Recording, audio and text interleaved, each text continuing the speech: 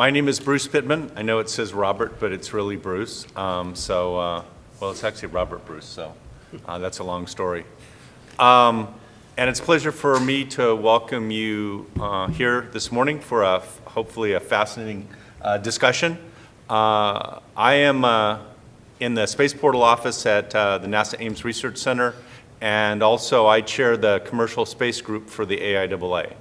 So I've done that. Our group is a little bit of a different group in that we are trying to educate the emerging space community about the AIAA and what it has to offer, and we're trying to educate the AIAA and the general community about what emerging space is all about and why it's a good thing.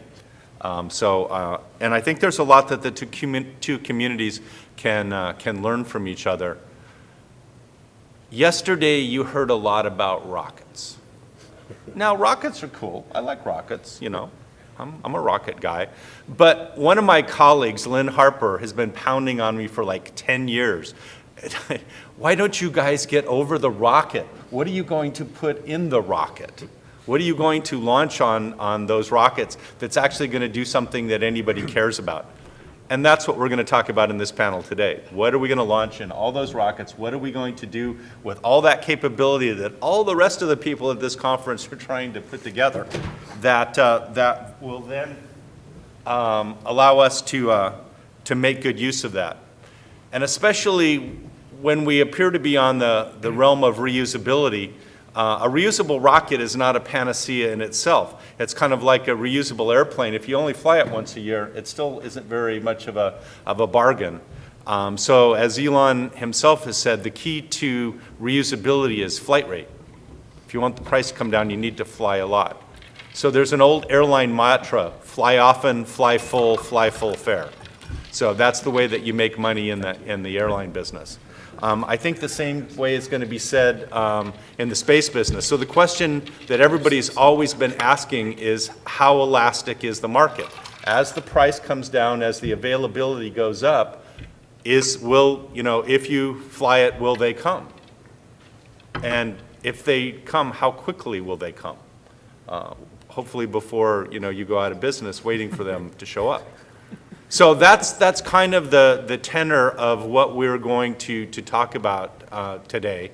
And I have assembled a really crackerjack panel here. We've had a few replacements, and one of our panelists is doing double duty. He's over in another session, so he will be joining us in a minute. But let me go down here and do some brief introductions, and then rather than reading bios and everything, which I find kind of droll, I've asked each person to kind of talk a little bit about their background and their opening remarks, so that we can set a little bit of a foundation for the discussion.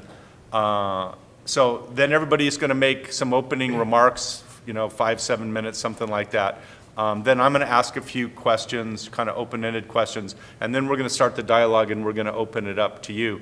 Since we're a small enough group, I think we'll just go ahead and shout, kinds of things. So I would ask the folks that answering the questions if you could repeat the question so that it can, it's because they're videoing it and some of the other stuff, so that would be helpful. So on that note, let me do some introductions. So on my right is Michael Chen. Michael is with Made in Space.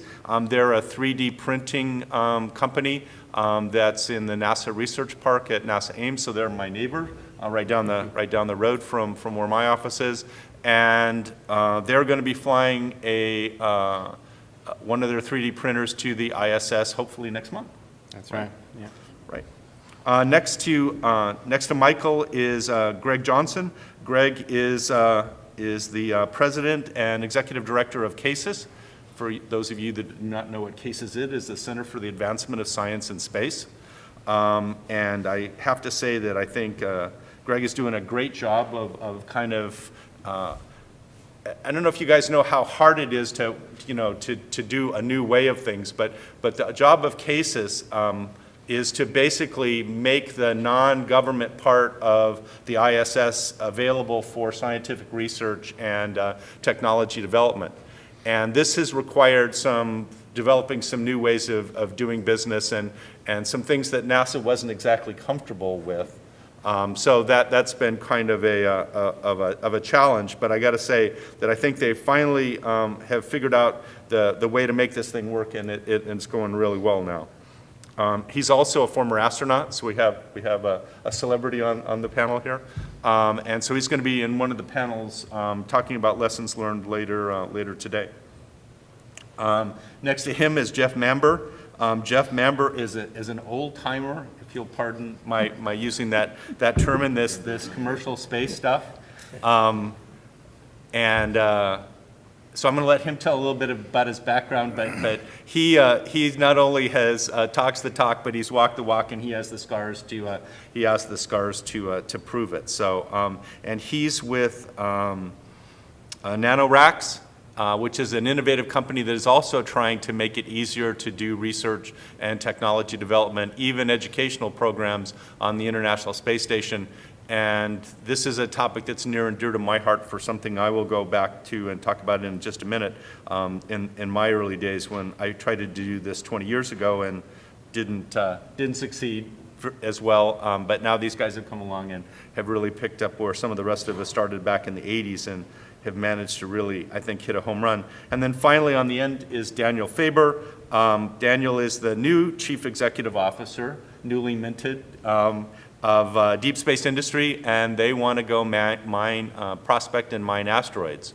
So, and then the last member, who will show up hopefully at 10:30, is Rob Hoyt. Rob is the CEO and Chief Scientist at Tethers Unlimited, and while Michael and his group are looking to do inside the ISS 3D printing and that kind of thing. What Tethers Unlimited is looking is printing of large space structures using 3D printing, or additive manufacturing. And they've gotten some NIAC and some NASA grants to go look at that. So all in all, I think we have a fascinating discussion here before us. So let me start off with a few remarks, and then we'll just kind of go down the row here. So let me tell you a little bit about my background. I started off in the space industry, it's hard to believe, 40 years ago. So I was a co-op student from UC Davis, and I got an offer to go work at this crazy place called NASA Ames. So I was a researcher in thermal protection systems and thermal control systems at NASA Ames, which basically meant I was an automated control unit. So they kept me in the basement, and I ran cryogenic heat pipes. When I graduated from school, I got to a job as a NASA rep on Pioneer Venus down at Hughes Aircraft Company. So here I was, I was 24 years old, and they were letting me build spacecraft to go to another planet. And I just thought that was so cool. Kind of stupid on their part that they would let me, touch their spacecraft, but pretty cool nonetheless. And I think that's one of the neat things about this business, especially if you're in a growing part of the business, is you can get some incredible opportunities out there that may seem a little daunting at first. Because one of the things that was very daunting to me is my bachelor's degree is in mechanical engineering, and this job called for a degree in electrical engineering. So I talked really fast and convinced them, that a mechanical engineer was almost an electrical engineer. I had actually 2 whole classes in electronics, so what wasn't to love? But and through a little luck of hard work and skill and luck and everything worked out. We launched. So here's the success story. We launched on the first minute of the first day that the launch window opened, and we had set that launch date 4 years previously, and we came in on budget. And this was like 1978. So we were pretty proud of that. It was supposed to last for 9 months. It lasted for almost 10 years. So we were pretty proud of that. I did a variety of different things, but I had the entrepreneurial bug. So in 1985, I left the NASA and the luxuries of civil service, and helped form a company called SpaceHab. And in SpaceHab, we were trying to put a mid-deck augmentation module in the space shuttle. And I think it's fair to say that the system was not real responsive to our desires. I remember some of the comments coming from some of the folks at certain centers that shall be nameless that went something like, "What part of hell no don't you understand?" So it was kind of an interesting process. And I think I can say that things are much better now. But it was an interesting and fascinating experience of trying to put something on the space shuttle. And the secret there was finding an alignment between what we wanted to do and what the government needed. And that, I think, is a lesson for all of us, is don't just figure out what you want to sell, figure out what your customer wants to buy before you go and invest a lot of your time and energy and money into the whole system.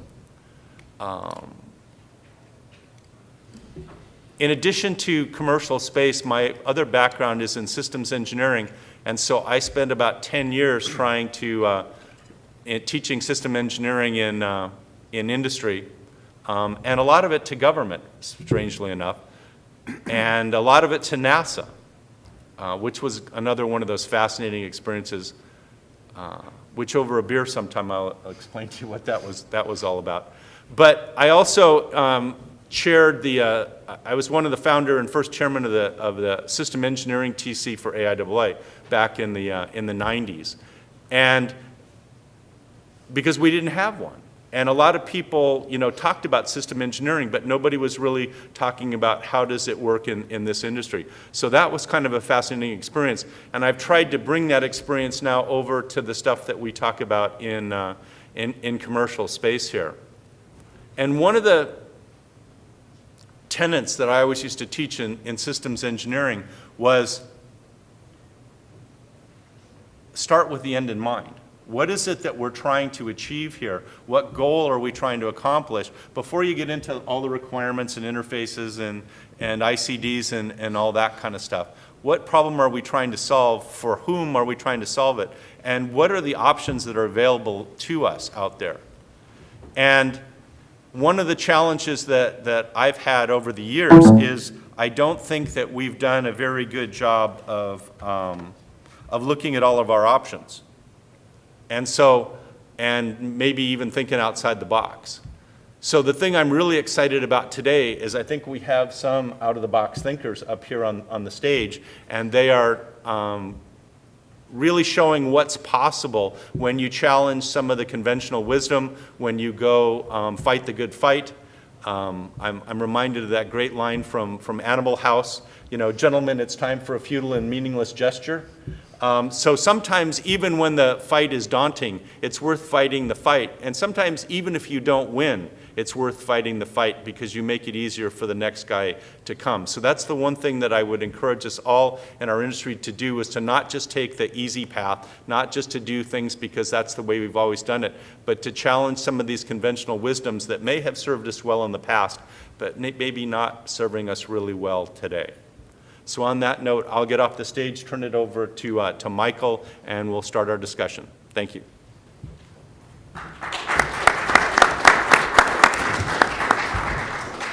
All right, thanks. So yeah, I'll keep this kind of brief since most of this is going to be a discussion. I'm just going to throw one slide up here just to give you some contact information in case you want to reach out. But yeah, so my name is Mike. I'm one of the co-founders of Made in Space. I think a lot of you have heard about what we're doing at this point, but we are putting the first 3D printer on the space station this year. It's going up on SpaceX 4, so with any luck, I think it should be September now. And really the purpose of this, the reason why we're doing this, is to open space access for everybody. That's really the idea. When in 2010, a few of us got together and we started thinking to ourselves, all right, we all wanted to be astronauts when we were a kid. Some of us got to be, but most of us, it was unlikely, right? That was the problem. And we started really looking at why. And of course, you all know the problem is, kind of like you were saying, that the problem of rockets, they're expensive, they're risky, they're slow. How can we figure out a new way of putting things in space? That's really the challenge that we were looking at back in 2010. And we looked at pretty much every way that we could, all the crazy ways of launching things that aren't rockets. And of course, most of those aren't really that good of an idea when you really get down to it. 3D printing was the technology that we came to when we really analyzed it was the best way to actually do it. Why launch things when you can build them there? So at the end of the day, I guess we'll deal with Windows there. At the end of the day, the reason why we're doing this again is to open space for everyone. You know, we view ourselves as a provider. If there's something that you want to put in space, one thing you can think about is whether or not you can launch it, but we want everyone to think about how you can print it too. It's cheaper to print it because it requires less mass. So it is true that you still have to send the raw material, but it doesn't have to survive launch loads. It doesn't ever even have to survive 1G. So the amount of mass that you can use structurally to build something is far less. We can also recycle the material. So that's another technology that we're going to be sending to the space station soon. And in addition to that, when it comes to redundancy and spare parts, you need less, because since we have a printer there, you can fix it there. So it's less mass, it's cheaper, it's also faster. I think you'd be hard-pressed to find a way, if you have a CAD of a design on your computer, to find a faster way to get that to the space station than to actually just send it digitally and push print.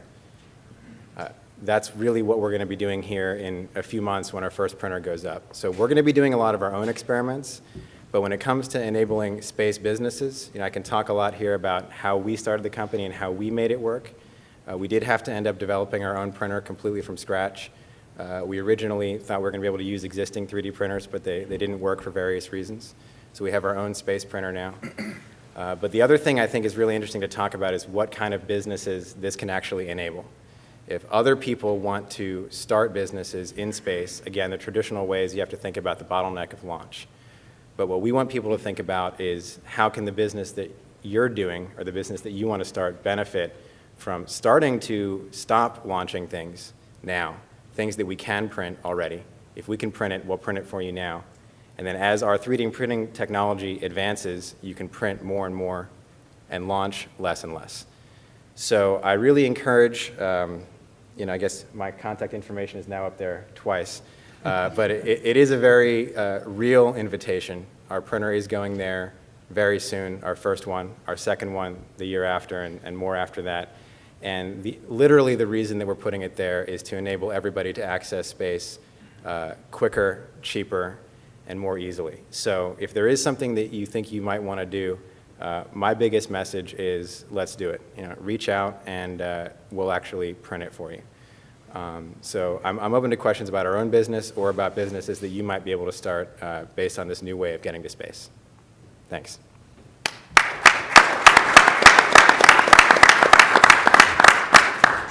Greg?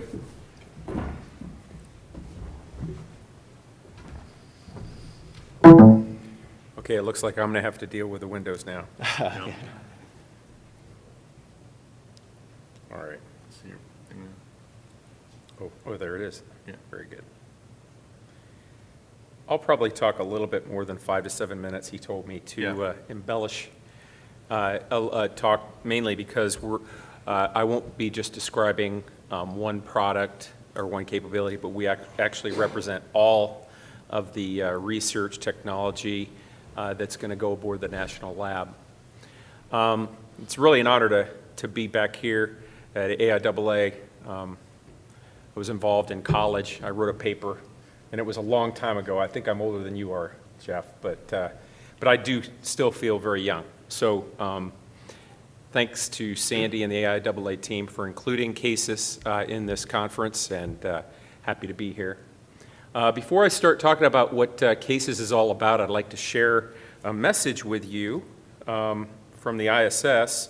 I had an email with Tonto the other day, and he was really excited about the science and the technology that they're working on from the International Space Station. So here's Tonto and Swanee from the space station. Greetings from the International Space Station National Laboratory. We are orbiting 250 miles above you in the world's only microgravity laboratory. Here on the ISS, we are conducting research targeted towards disease therapy, drug discovery, and overall benefit to human health. We are conducting science in space to benefit life at home on Earth. With the space station now complete, the National Laboratory is used for all types of research, and there are truly amazing discoveries that are happening up here right now. Microgravity provides an incredibly unique environment for research that cannot be replicated on Earth. Removing gravity induces a vast array of changes in biology ranging from bacteria to humans, including global alterations in gene expression, three-dimensional aggregation of cells into tissue-like architecture, and much more.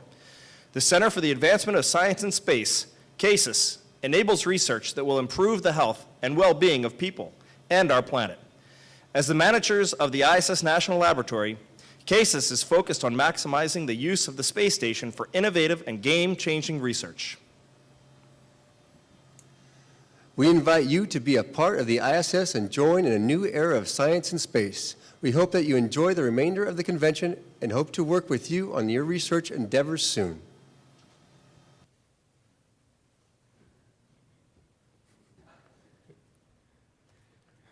It's not bad for a fighter pilot. Tonto's a Navy guy. We come from sort of the same fabric. And Swanee and I were classmates way back in the day in 1998. But those guys are really excited about the potential of the International Space Station. Swanee's been up there since March. Tonto went up in May.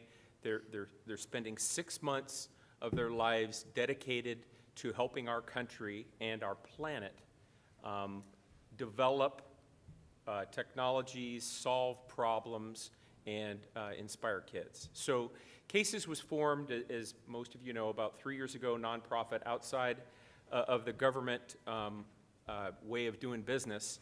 And we were tasked to manage the ISS National Laboratory, which was designated by Congress in 2005. And I see Jeff Bingham in the audience, so he's going to check me on all my legislative talk.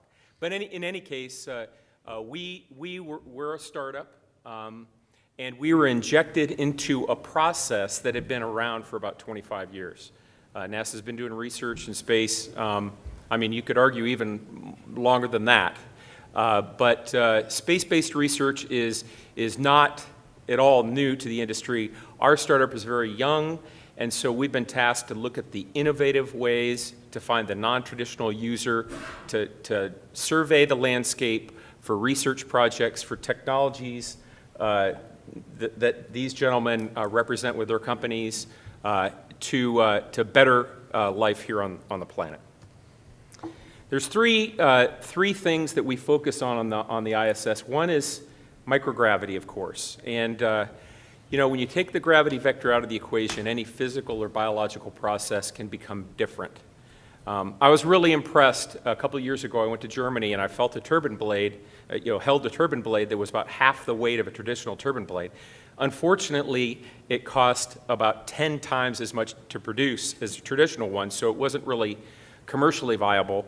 But the technology, the understanding of the underlying material was developed on the International Space Station in microgravity. So it's not just about biology, but biological processes also change in microgravity, and there's some very fruitful research and products that can be produced by analyzing those problems in microgravity.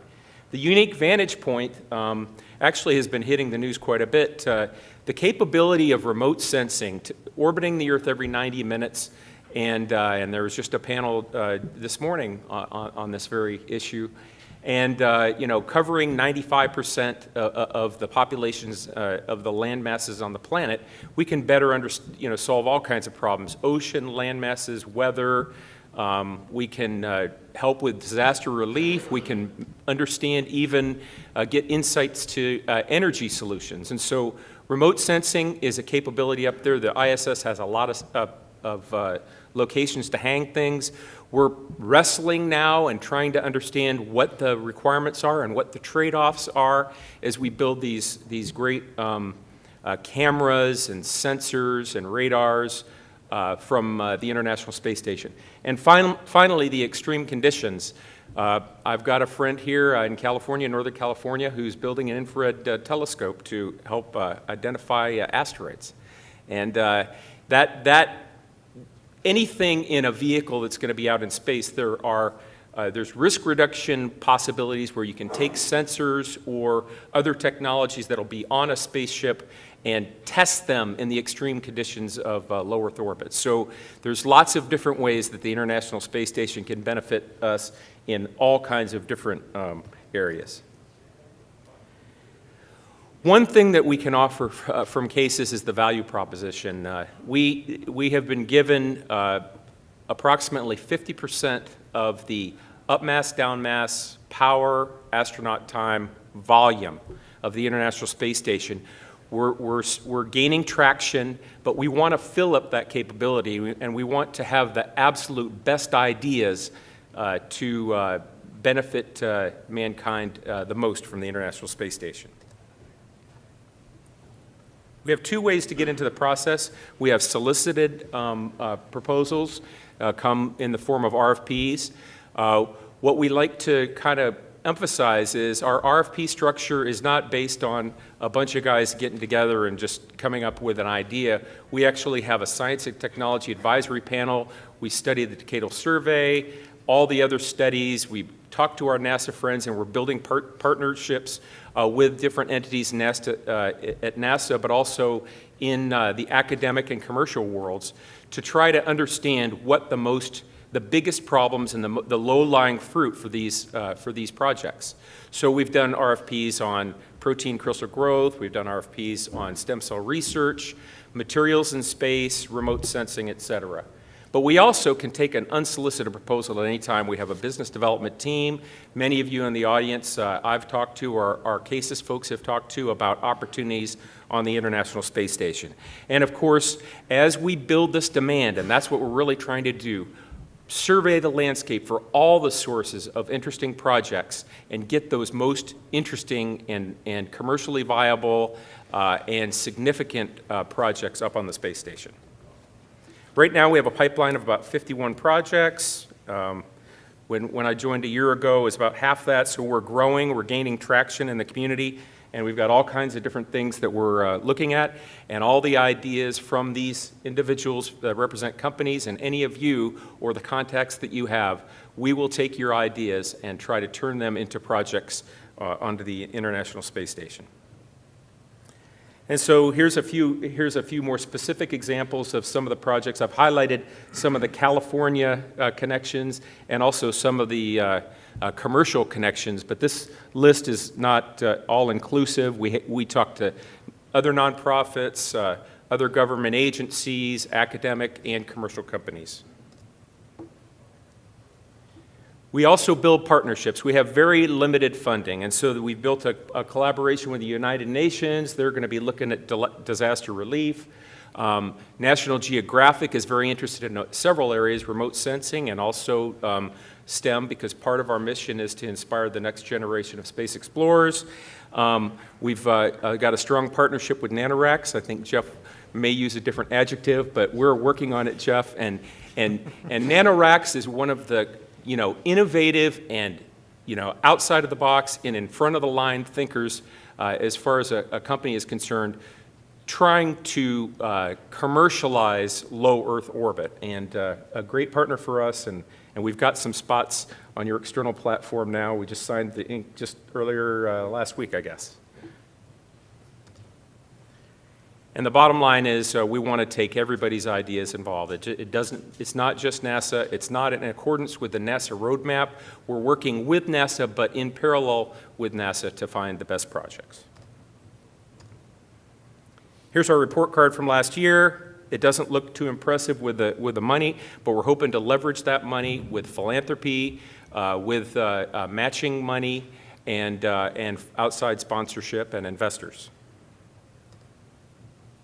Our upcoming RFPs for next year, the Science and Technology Advisory Panel recently met, and these are some of the other areas that we're thinking about soliciting ideas. Those RFPs are not developed yet, but these are some of the areas of research and technology that are coming down the pike.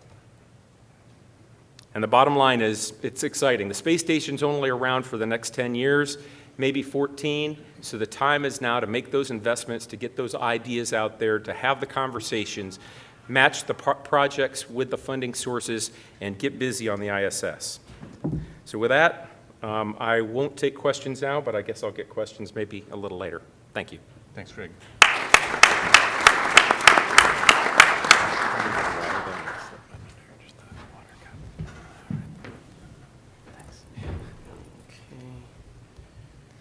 Now I share with everybody. I've lost how to do this. Okay. Slideshow. Okay, good morning. I'm Jeff Manber, Managing Director, sometimes Chief Executive Officer of NanoRacks.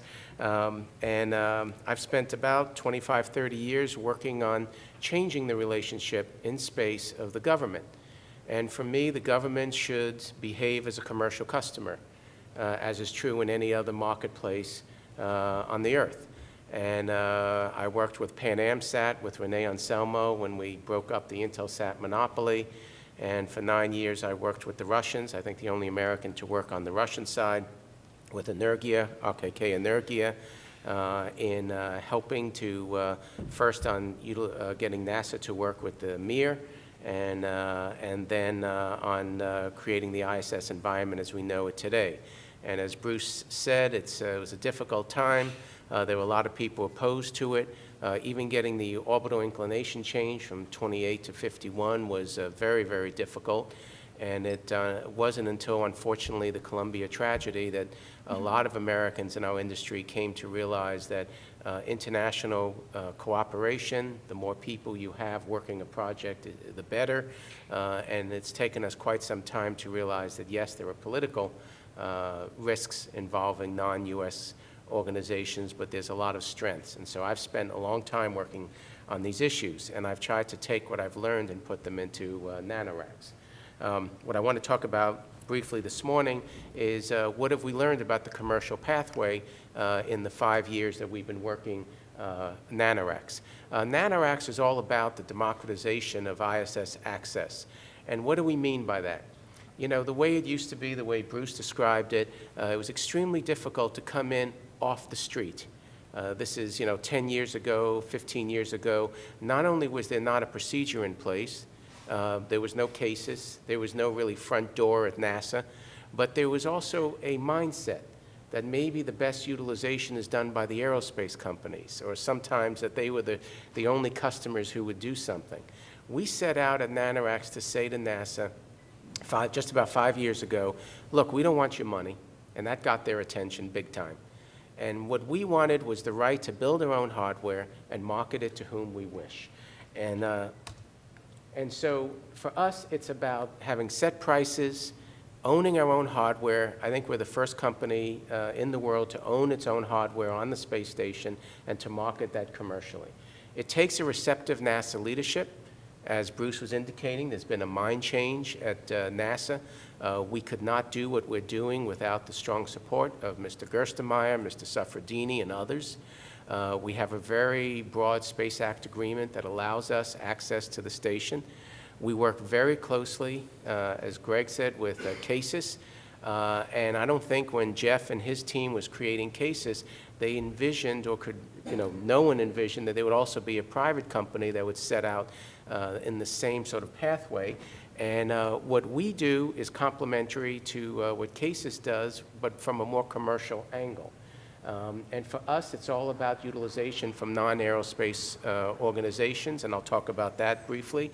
And also, frankly, we forget about this, but this is a difficult time for the American space program. We're not flying our own guys up and down, and it's a good chance on space station to show leadership. Here's some of our customers. We're very pleased that NASA we have no contract with NASA. NASA's about 8% of my revenue now. And we have companies ranging from Planet Labs and NanoSatisfy, which just changed its name. We have universities. CASIS is a customer. As indicated, we're very appreciative of that. And what CASIS has done was allow us to move forward some of our major programs. We also have non-U.S. We've flown folks from Peru, from Vietnam, Saudi Arabia, Israel, Romania. We have ESA as a customer now in our different projects, and I'll explain that briefly. Just taking a quick look, Planet Labs, many of you have probably heard about them and their doves and their small Earth observation satellites. They have now gone out, their idea is to have constant coverage of the Earth through small CubeSats. And we made an investment, and I'll talk about that, in CubeSat deployers. And we really appreciate, we've been deploying those on Orbital, and we really appreciate Orbital Sciences working with us. Planet Labs has said that we moved them up about 2 years into the marketplace. And they've recently raised, I think it's public numbers, about $56 million. They're valued at $250 million now. And I think that NanoRacks, NASA, Congress, everything that the station is doing today has played a role in that. And what's really remarkable is we're at a point where the International Space Station, yes, a government program, with, I'd like to say, the help of NanoRacks, has become disruptive. And I think that's pretty cool. So, also Science Cheerleader, these are a great group of ex-cheerleaders from the NFL. They're doing wonderful programs. And they went on the Tonight Show, I think, or something, and they got all sorts of publicity, and we were able to get them up on station and helping them get good results. It's all about a new relationship with NASA and the government. And NASA for us is a customer, it's a regulator, it's a landlord, but it's not a competitor. And those of us who worked and lived through the 80s and parts of the 90s remember when NASA was a competitor. If you had a good idea and walked into NASA in 1988, by the time you left the room, they were planning the same thing. And they could do it cheaper because it's taxpayers' money. They couldn't do it as well. And it was one of the reasons, in my view, that we really had a difficult time in utilization during the space shuttle era. Lots of other reasons, but that's one of the reasons. And I'll say the same is true with Cases for NanoRacks. Cases is a customer. We're not competitors. There's lots of things we can do to help Cases and things that they do to help us. I thought it'd be interesting to take a moment and talk about first our investments and really put this into numbers, and then some of our customers.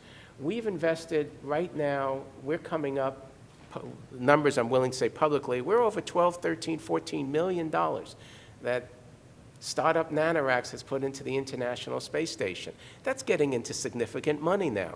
We've put about $1 million into our platforms, the standardized nanolabs, which when you attach a project, a payload to our research platforms, you get power and you get data flowing down.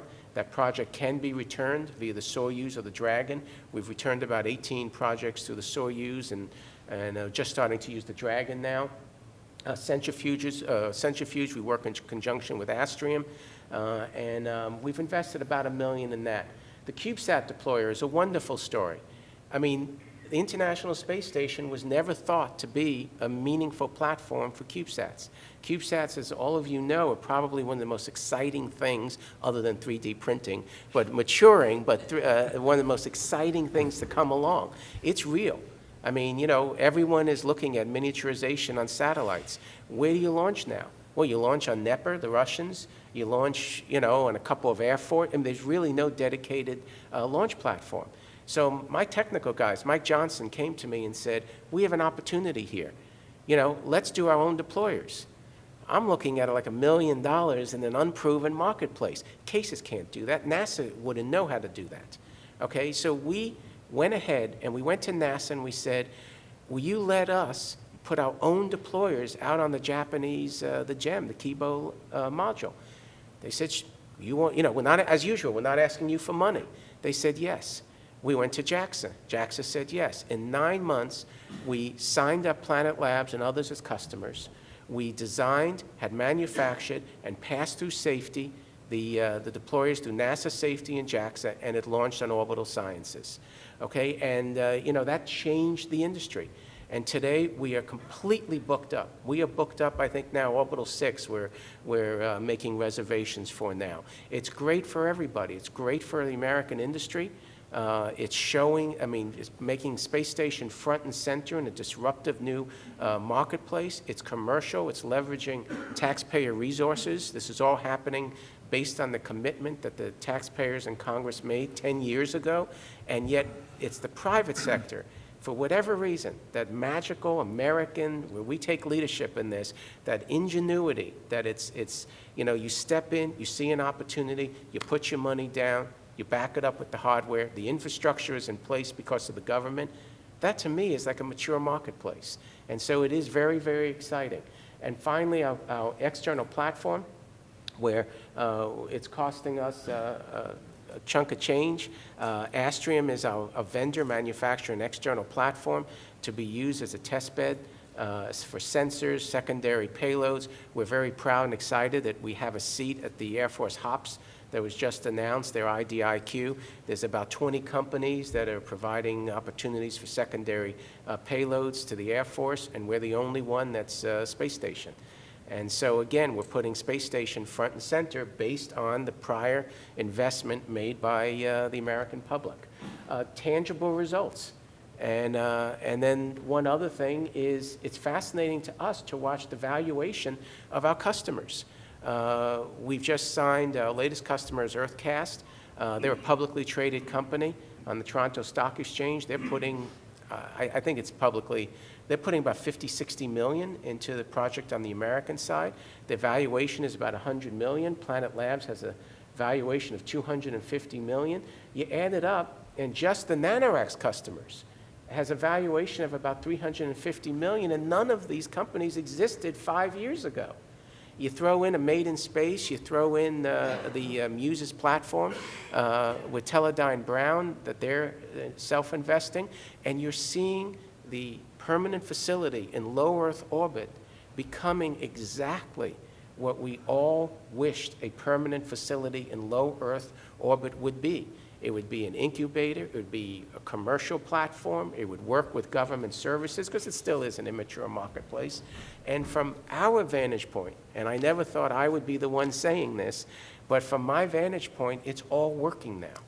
We figured it out. You get government resources to help on the transportation, government resources on the platform, and for us, this allows us to look at some of the next steps. Next steps. First, we still have issues with NASA. Fascinating how the safety people with their decals and everything else are going to handle Made in Space when it doesn't go through the safety review. I can't wait to see how that goes. For us at NanoRacks, it's about taking the lessons we're learning and moving beyond space station.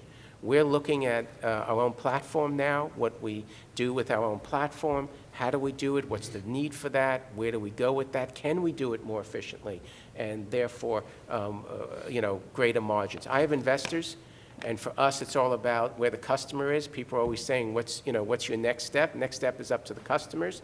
Probably the greatest thing we've shown at NanoRacks is that there are customers for low Earth orbit. When we started out 5 years ago, that was an open question. You can always get it free through NASA, or ESA, or JAXA. And now I have ESA as a customer. So, I mean, the answer is yes, you can get government space agencies to be customers for you in low Earth orbit. So for us, the next steps is to see what else we can take and using this government-private sector partnership and create more commercial markets and utilization in low Earth. So we've shown there is a pathway and there is an optimal way to work with organizations like NASA and CASIS and to leverage everything that's coming from the public sector. Our customers have their own funding very often, unless it's via an organization like CASIS. They don't wish to do peer group review. They want to keep things proprietary. That's all the commercial pathway. And so for me, space is becoming truly just another place to do business. And that's what we've all been working for, and it means we're in a very exciting time. And I think this is the moment when we can really move forward on less cost, and more resources, and move beyond LEO. Thank you.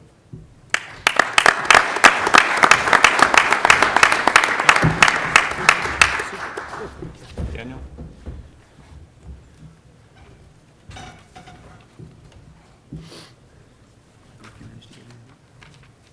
Did you manage to get anything out? I don't think so. Sorry, if you can't, just put up a blank screen.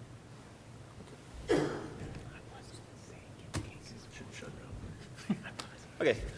I have no graphics. I'm just going to talk today. Things at Deep Space Industries are going along quite quickly, so unfortunately I didn't have time. I hope you can forgive me for that. It's interesting to hear Bruce start the talk about the trucking industry. I mean, the launch industry. Trucking industry is very dear to my heart. It was my first job when I was 12 or 13, driving forklifts and sweeping floors at a transport company. A lot of manual labor combined with technology in that industry, and it's about to go through some very serious changes. The first electric self-driving trucks are just going to change that business ecosystem quite dramatically, phenomenally more dramatically than what SpaceX is going to change the launch industry. So that was an interesting first job, and to understand a real traditional industry, if you like. But I was also servicing then the mining industry. We were moving tin out of mines and off to refineries. So let me come then to my real passion, which is space.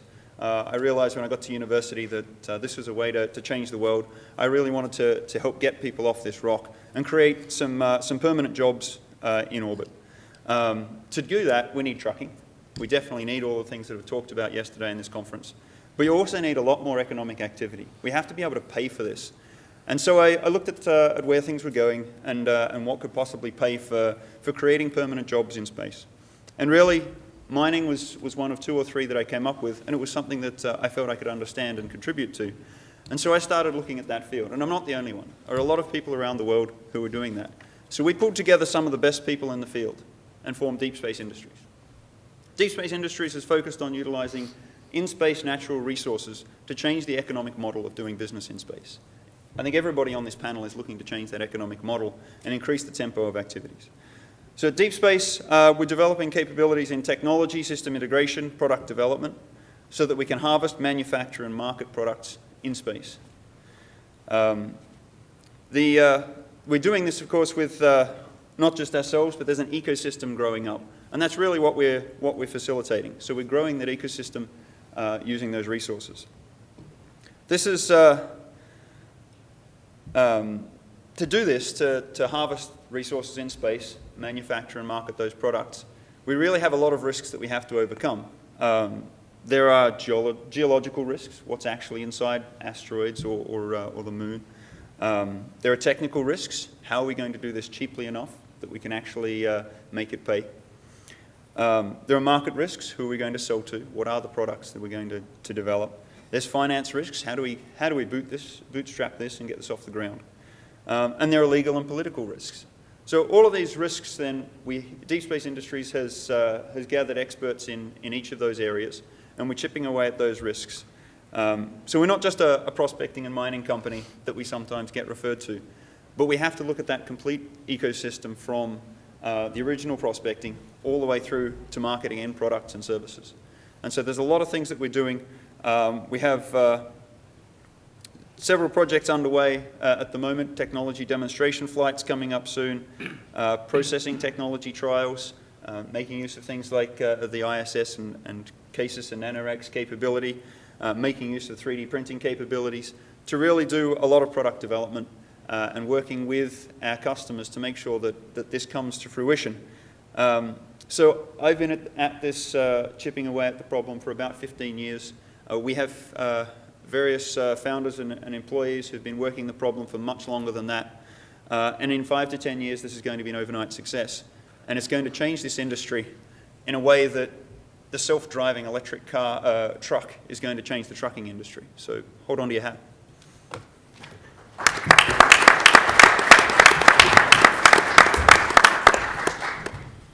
And last but not least,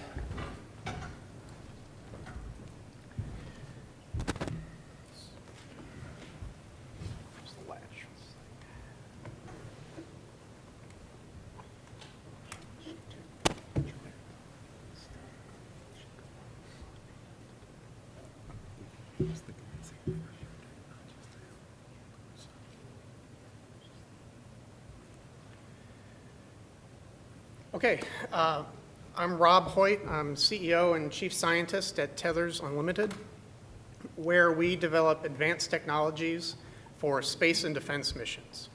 And we particularly like to work on unconventional technologies that have the potential for achieving either dramatic improvements in mission capability or dramatic reductions in mission cost. We worked on a variety of different technologies over the past 20 years.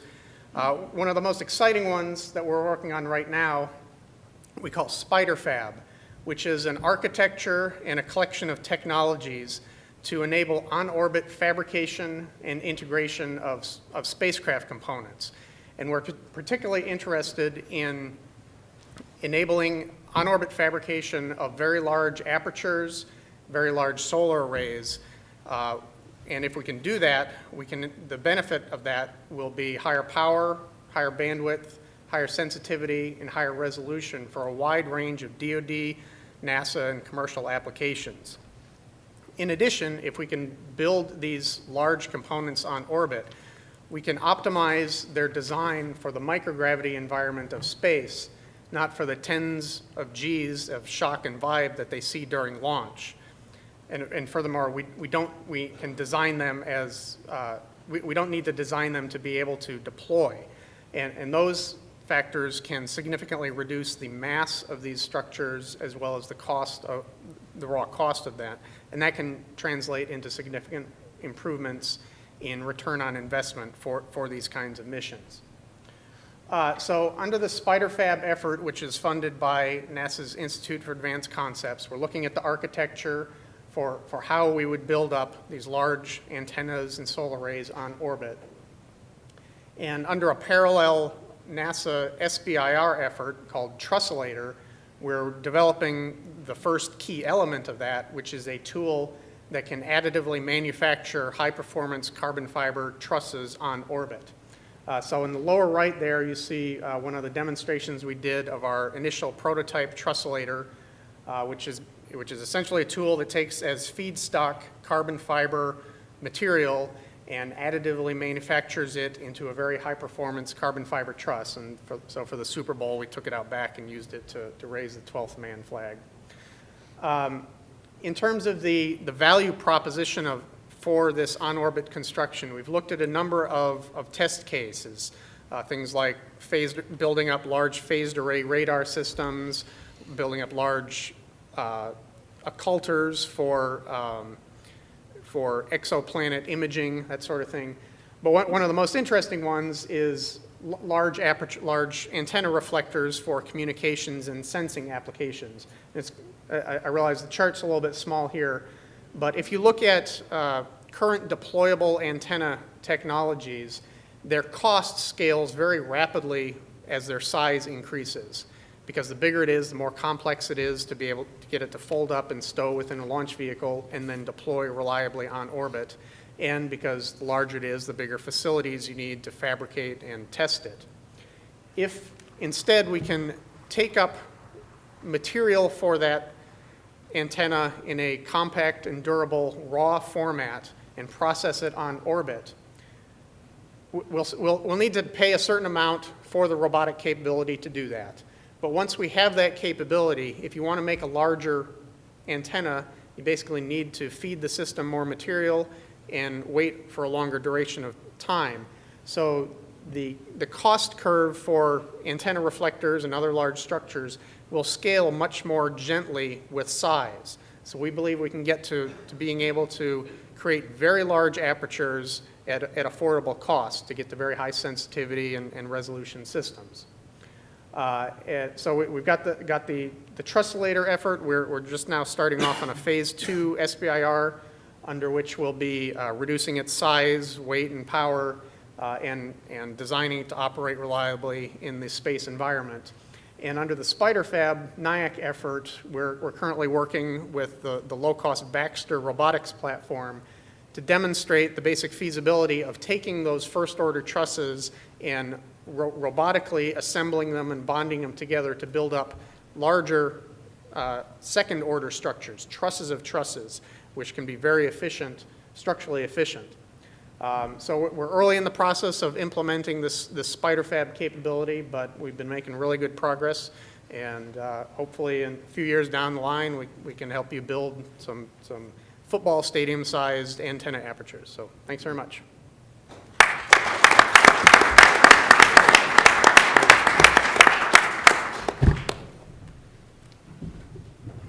So that's the background of the folks on the panel. You heard a lot of discussion about ecosystems. I like that word, ecosystems. I mean, it's just something kind of exotic about it. But I think that that's what is really evolving here. And the question is how's it evolving, where's it going, and what's the kind of the threats and the opportunities out there. So that's what I'd like to explore a little bit.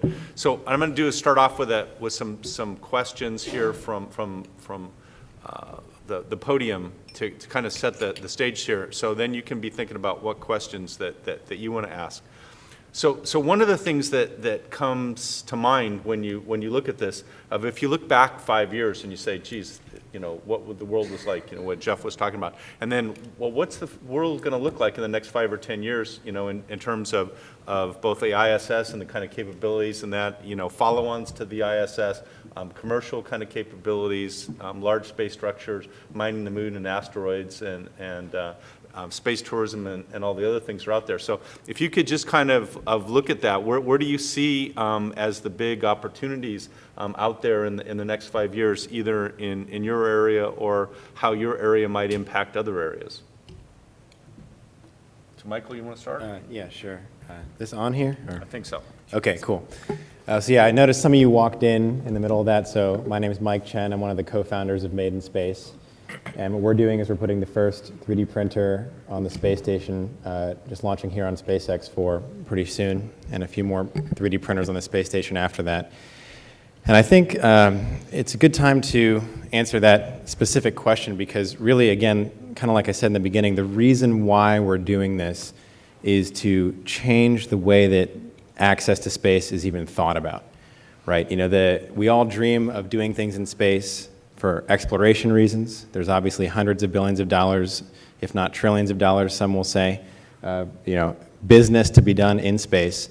But it has always been a long, slow process where you need large amounts of expertise, large teams, millions, hundreds of millions, billions to do things.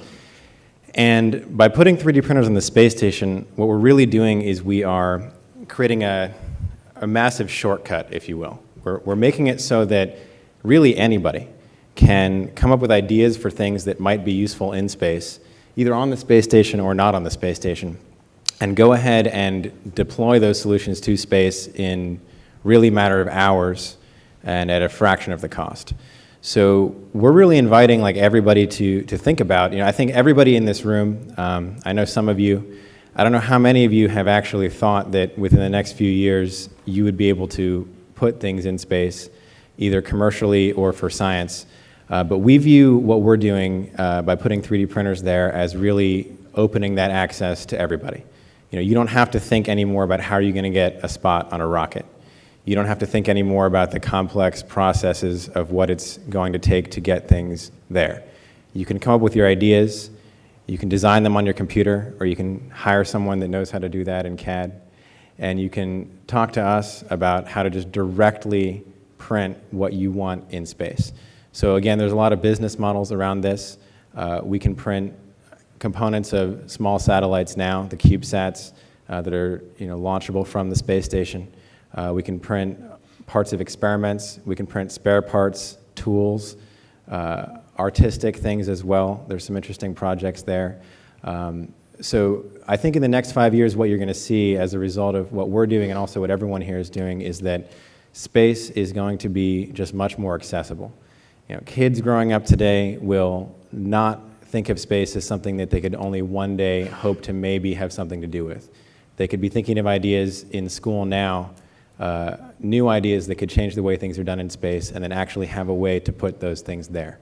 So we've taken the very practical approach at Made in Space of putting a printer there in the near term. It's a smaller size printer. It's similar in size to a desktop size printer that you would know.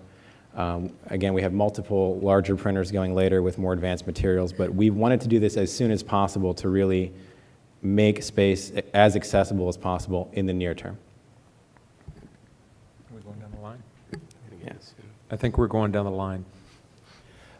That's really exciting. You can imagine what we could have done with 3D printers in the manned space flight program with the contingencies we've had over the years. It would have made life a lot simpler. So there's lots of different applications to your technology, and we're really excited at Cases about what you're doing with 3D printing. I think there's two areas that are, I mean, there's a ton of areas. You saw the slide, I had about 2 or 3 dozen areas that we're looking at, but I think remote sensing is a very fruitful commercial area. There's been a lot of a commercial interest over the last few years.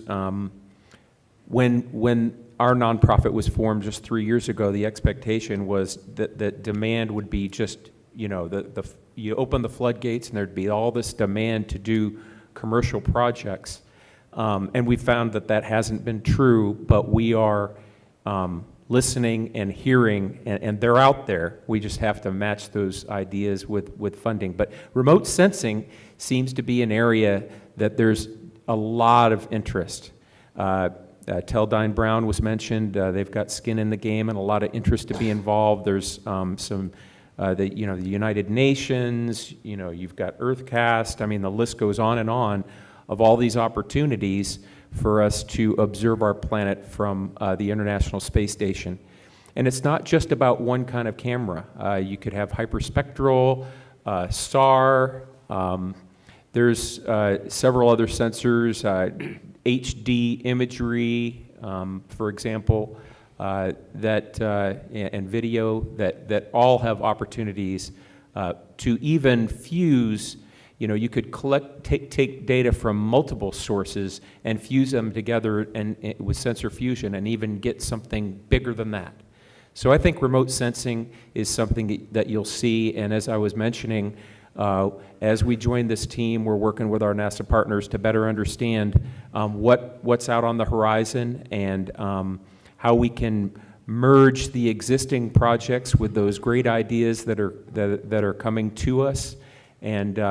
And I think that some companies that are leading the pack are going to commercialize the data streams, are going to better understand how to package and distribute it here on the Earth, and there's a lot of money to be made in that area. Second commercial area I think is very fruitful is in health, in human health. NASA has been very engaged in the human research program, understanding how to keep astronauts healthy in space.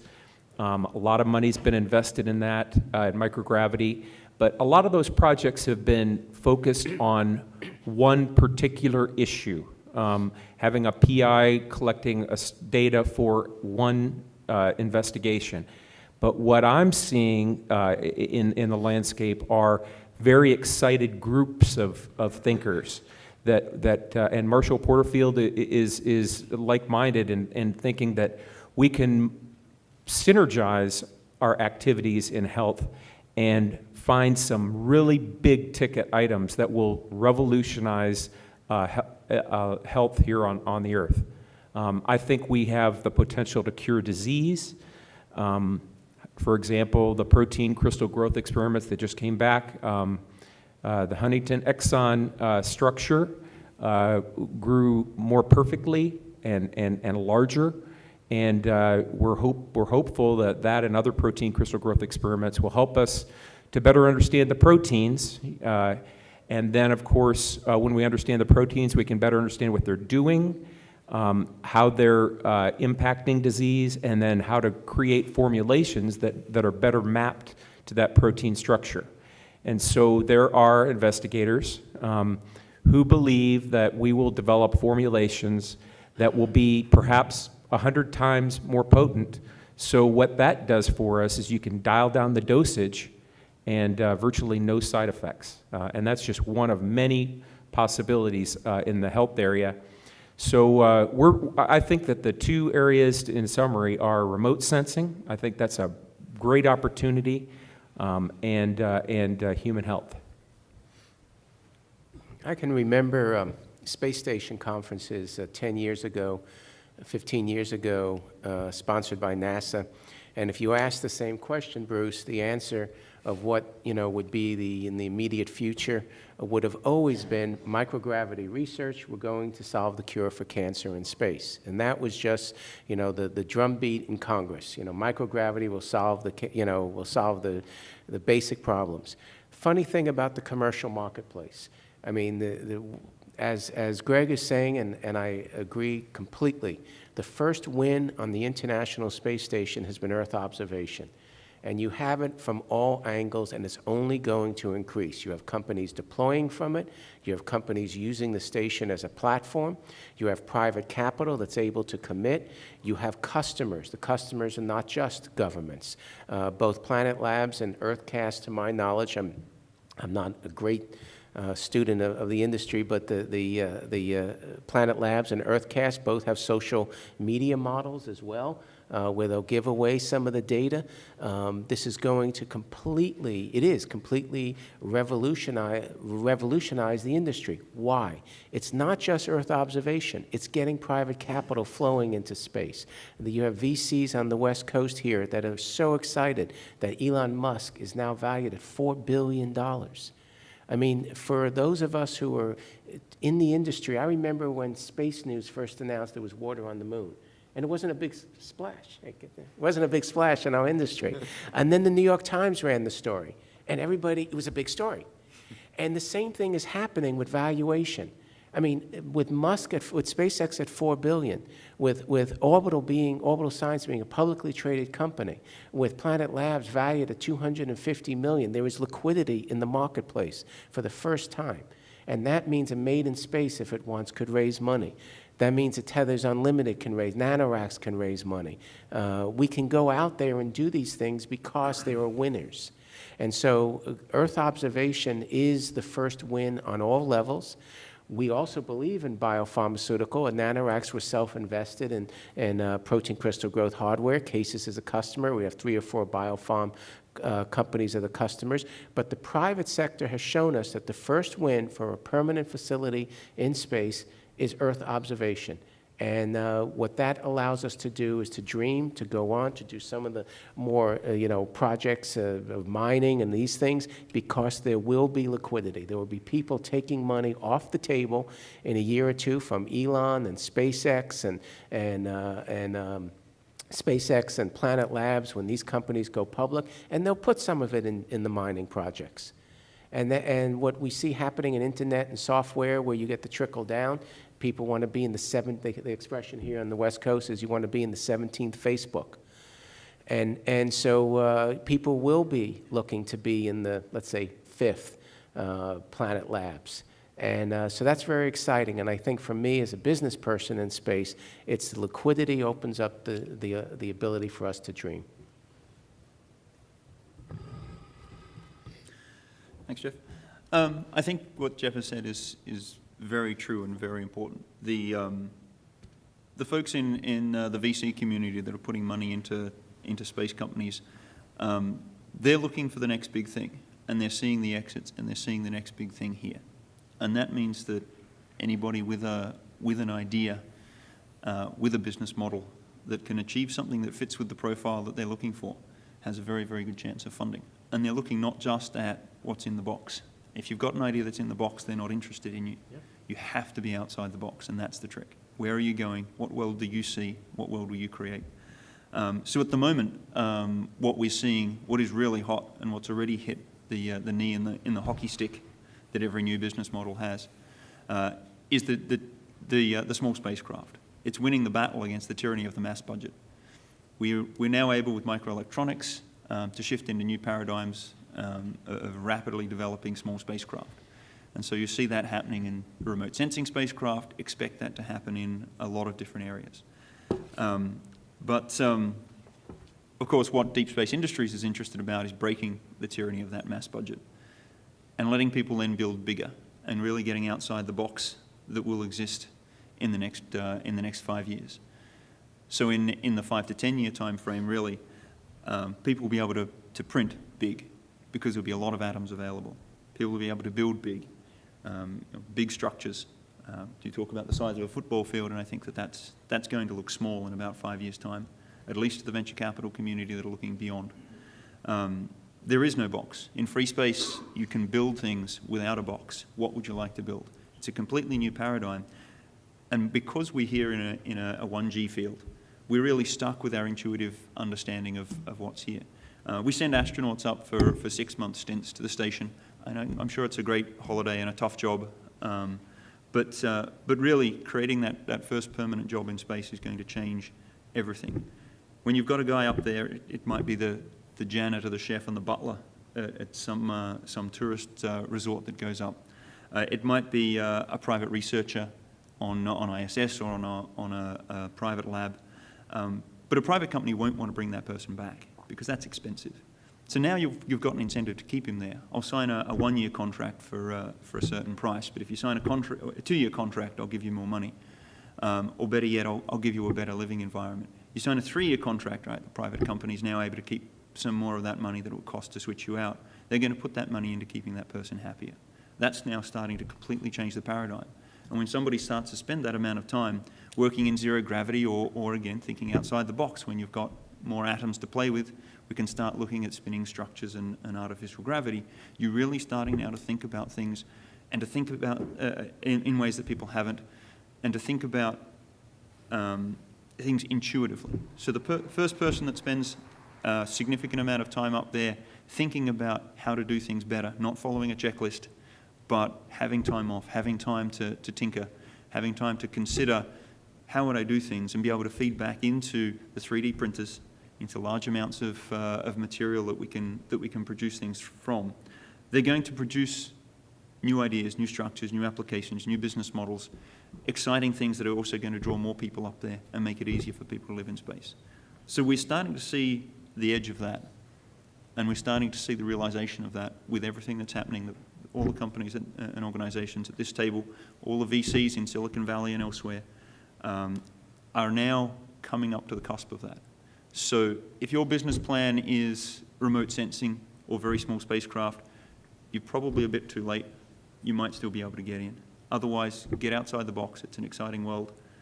Anything that Deep Space Industries can do, any research or activities that people want to do to try and push that boundary, to try and figure out how to process material and handle material, how to make products and services and how to deliver them.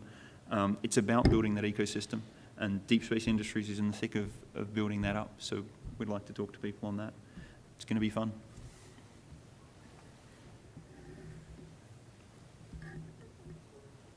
Right now, with the work that Deep Space Industries and Planetary Resources are doing on being able to acquire in situ resources, the work that Made in Space is doing to be able to, on orbit, fabricate parts, the work that we're doing on figuring out how to fabricate very large components on orbit, we're seeing an ecosystem develop, a new ecosystem develop that could radically change the way we put together space missions.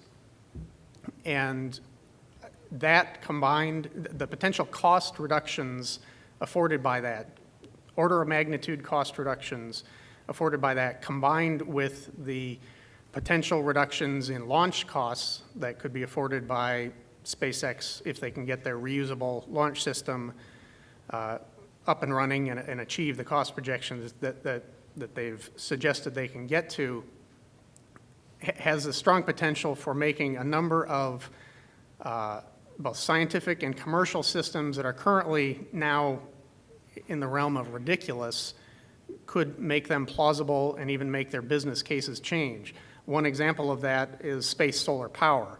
If you look at that right now, the economics for that is a couple orders of magnitude away from really closing. But if you get an order of magnitude reduction in launch cost and order of magnitude reduction in launch mass from on-orbit resources and processing, you can get to the case where space solar power system business case could close. And that's just one example. So over the next 5 to 10 years, it's kind of hard to predict because I think the whole business environment for space systems is going to change radically, and things that are right now are in the realm of ridiculous are going to be feasible and even profitable. So Good set of answers. So let me go ahead and open it up to the audience here. So what are you folks interested in? Frank? About 2 decades, maybe 3 decades ago, as you might recall, this great new platform that was the space shuttle was coming out. And people like G. Harry Stein wrote a book called The New Industrial Age or something like that. The New Industrial Revolution. Yeah, thank you. And there was a whole forecast very similar to what some of you guys are talking about. I think it's different this time, but I'd be interested in understanding why is it going to work this time when it didn't work last time? I'd love to take that. Let me. So the question for those of you that didn't hear it was, that a lot of the same claims about revolutions and breakthroughs and paradigm shifts were made when the space shuttle, and so why is now different? So that was the question. I love the question because I was thinking, listening to the answers and looking at the folks on the panel, these companies did not exist 5 years ago. We're not talking 10 years ago. I mean, I think Tethers existed, but the work they're doing is just so extraordinary now. And so I think what's happening is, first off, to get a little bit into the micro, is we are finally accepting that there's a commercial marketplace in LEO, government as customer. We're not single point dependent on any one platform. The shuttle, very sadly, did not turn out to be as robust as we thought. I think our hearts and our minds were in the right place, but when you can't plan a launch and you can only go for 10 days. So I think you're correct in that at NanoRacks, we say this is the second chance. So, this is the second time. The first time, really, all we got was Space Hab and Orbital Sciences. Everything that emerged from the 1980s, everything that would, all the plans to privatize Delta, to do all these things, microgravity research, 2 companies emerged. I think this time we're going to go. I think this time there's enough going on, in part because of the robustness of the International Space Station, that it's there. You have multiple ways to get to and from space. The fascinating thing to me is that the technology is not almost the driving force. I mean, we've all seen the pictures of the guys with the slide rules getting us to the moon. And so what it tells me is that it's not technology that's driving the second renaissance as much as a mindset and where we are. So, I love the question, Frank, because I think this time we're going to get it right. So that's the hope. Yeah, I think it's a good question, and I'd like to chime in as well. I think that there's some really good comments there about the economics of it, the mindset. I think everybody here knows that we've had the technology technically to do this kind of thing for a really long time. So why now? And I think from the Made in Space angle, the answer is a little bit more of a technological answer, in the sense that things weren't really getting cheaper for a while, right? And it wasn't until technology was available, like 3D printing, that some of these things that we've dreamed would be possible are actually possible. And what we're looking at is a set of technologies that are really advancing on exponential curves, right? So if you look at Moore's law with computing power, that's something that's has a doubling rate, and exponential curves are something that's, I think, a little bit counterintuitive for the human mind to understand. Kind of an analogy that I heard once that I think is useful is, if this room was filling with water, right? So if you took like one drop of water, and I just put it right here, and then every minute it doubled. And let's say that that water would fill the whole room in about an hour, in 60 minutes, right? So the question is, how long until the room is half full? And the answer is 59 minutes, right? And 58 minutes, you're actually at a quarter full. So if in that whole hour, if this little droplet of water is just doubling and doubling and doubling, there's a long period of time where it doesn't seem like that much water. And in the last few minutes, it goes from like an inch to just suddenly filling the whole room, right? So if you look at these technology curves for the types of technology that we're leveraging here to make this kind of new space revolution happen, we're looking at technologies like 3D printing. We're looking at miniaturized computing, which is what's making the small satellite revolution happen that's happening right now. Specifically with 3D printing, what we're looking at is taking physical objects and making them more like data. Right? Physical objects actually being represented by files on the computer. And so by doing that, we're actually taking physical objects and putting them on these same exponential curves that IT typically is understood to be on. And so we're going to be seeing huge revolutions in all types of manufacturing down here on Earth with 3D printing. I think if you've looked at it, you know that almost everything, the way that everything is being manufactured is going to change. These exponential technology curves are happening. They're happening right now. Miniaturization of computers, democratization of access to all of these technologies, physical objects becoming digital. And it's happening very fast, and we're kind of at that point in the curve now where you might have thought, okay, is this really happening? But just hang in there because we're about to see that explosion, right? So technology is Trust what's... us this time. Yeah, it's, I mean, look around, right? Look around we have, you know, kids, literally, I mean, for me, it's the story of what are kids capable of, right? And not just, you know, kids here in the US, but kids internationally with, you know, even less than what we would consider to be an acceptable level of education, designing things, 3D printing them, making new things possible. Technology is like a lever that enables this. And I think in the past, it wasn't really approached from a sustainable mindset. It was, well, let's do this, but let's do this in a way where it's going to take billions, trillions of dollars to make it happen. Now we're approaching it in a way that actually is economically sustainable. I think half of that is the mindset, and the other half is what we're seeing happen with technology. Just like to chime in real quick. My answer to that is we're seeing a regime change right now. 20 years ago, NASA and the government set the agenda for space. Right now, we're seeing the industry, particularly the new space industry, starting to set the agenda for what's happening in space, and it's, you know, getting beyond where NASA can keep it under their thumb. So I think NASA and the government can go back to what I think they're best at, which is kind of facilitating it, and industry can focus on what it's best at, which is implementing services and capabilities. But I think there's two things I'd like to add to that. Is one, money. That before, if you wanted to do something in space, one, you needed permission from NASA, and two, you basically had to go ask NASA for the money to do it. And those are some pretty hard things to do. And now, my next door neighbor is a venture capitalist and has nothing to do with space. But he started sending me emails and say, you know, what about this company? What about that company? You know, so it's been interesting over I participated in a series called the Space Investment Summit series that we put on a bunch of events around the country. That was actually funded mostly by Boeing, for instance, was kind of an interesting thing. And it was basically to educate the venture capital community that not necessarily should you be writing checks right now, but you should be paying attention now to this new market. I think that was an important thing, and it's catching on. You know, the fact that some of the richest people in the world are saying, this is the place where I want to take my money and put it, I think that's another really important thing. And then I go back to a comment that Jeff Bingham made the other day. So Jeff is part of the solution of this problem too, is we were sitting at this conference a couple of years ago, and one of the NASA guys was talking about his space station, you know, NASA space station, and Jeff goes, it's not NASA's space station.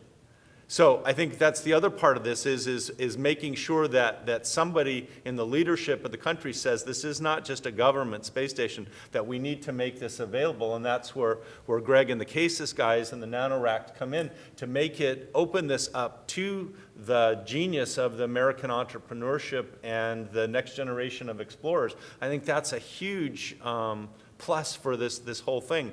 Because the one thing that this industry hasn't had is the massive experimentation that you've seen in a lot of other industries when they're burgeoning, where we very rapidly went down from being a way to do things to being the way to do things, and we never really got to explore all the alternatives until now. And so I think that's one of the really exciting things. And what we're finding is that some of these alternatives are really superior. They give you better products, they give it faster, and they give it cheaper without taking a lot of risks. So I think that's one of the other things that's really separates, you know, what we're seeing now from the past. And did anybody else want to address I'll make a couple of points and perhaps reiterate one. Diversity of approaches was one of the first things that was brought up.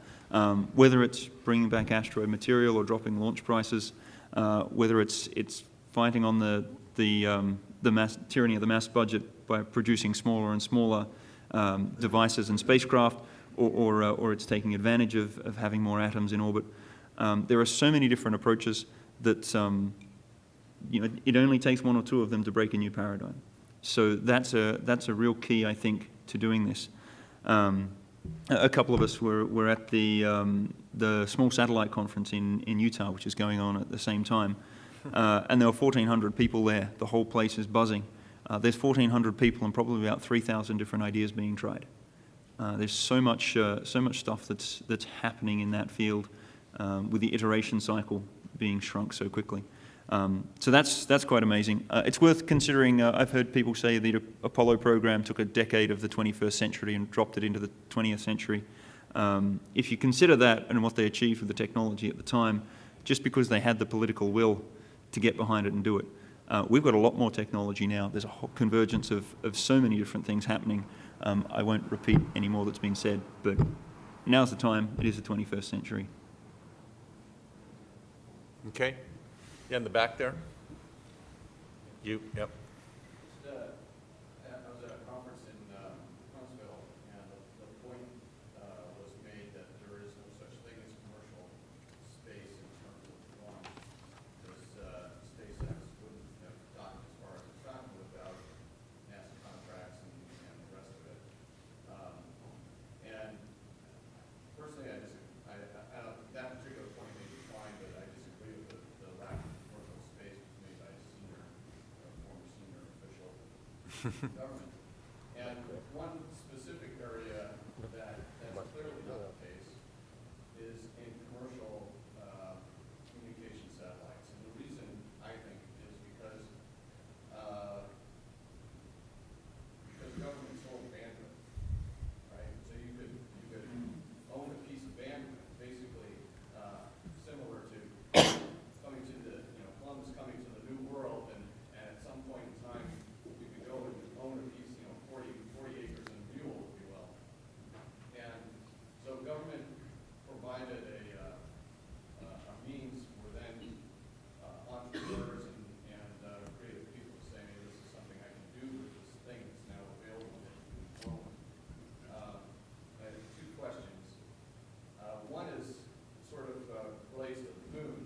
If we're not the next ones to go to the moon, is there a possibility that somebody else is going to plant the flag and say, I own it and I'll sell 40 acres for you at a time to you, or build that out? Is that something we should worry about? And the second question is, are there aspects of government policy that would provide more of a launching point than what we've already discussed in terms of being able to sell that piece or make available in some way that 40 acres in Mule, whether it's in low Earth orbit or somewhere else?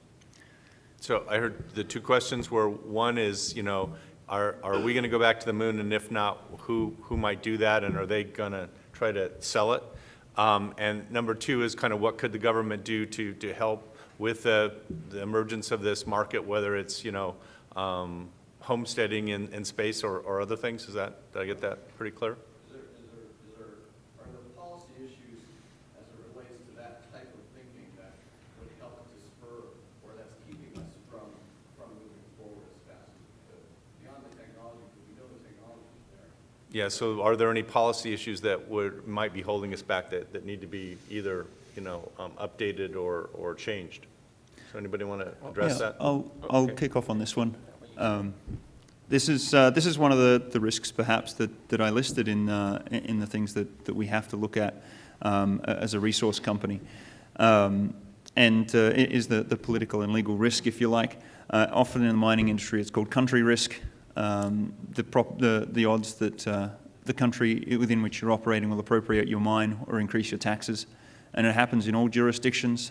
In Zimbabwe, you use a discount rate of 50%, which basically means that every year there's a 50% chance that you'll lose your mine because the government will take it. But even in Canada, in Ontario, one of the most stable and productive mining regions, a new diamond mine was built, and the mine minister, the week before it opened, announced a new tax on diamonds as a luxury mined good. So this happens all over the world, but it's a risk that the mining industry builds into its models and is used to dealing with. That being said, what is going to happen is an open question, and I would defer to my legal counsel, who is an expert in this field, and wouldn't want to preempt anything that he would say. But what I will say is the example that you gave of somebody going to the moon, claiming it, and selling 50-acre blocks, I think that would be fantastic. Because if you look at the history of the US, people did land grabs. Massive amounts of land were given to the railroads as they went west. And what happened was that land changed hands several times until it arrived in the hands of somebody who could make economic use of it. And so the price was set, it was an asset, it was traded, and once economic use could be made of it, that happened. So it entered the marketplace, so to speak. What we don't have at the moment is a marketplace for that. So I'd very much love for any entity in the world to go and set up that kind of a regime and make it happen. It's going to make it easier for resource extraction companies. So when you look at spectrum and those kind of things, what kind of monopolies might be granted that encourage investment? And the Dutch East India Company, I think they ran the Indonesia, the Dutch East Indies, for 400 years and made an annual average return of 20% over the entire life of the company. It was a phenomenally successful enterprise, so to speak. The British had the British East India Company running India with the largest navy in the world and armies in the world for a time. So there's a history of that, and arguably it did encourage development.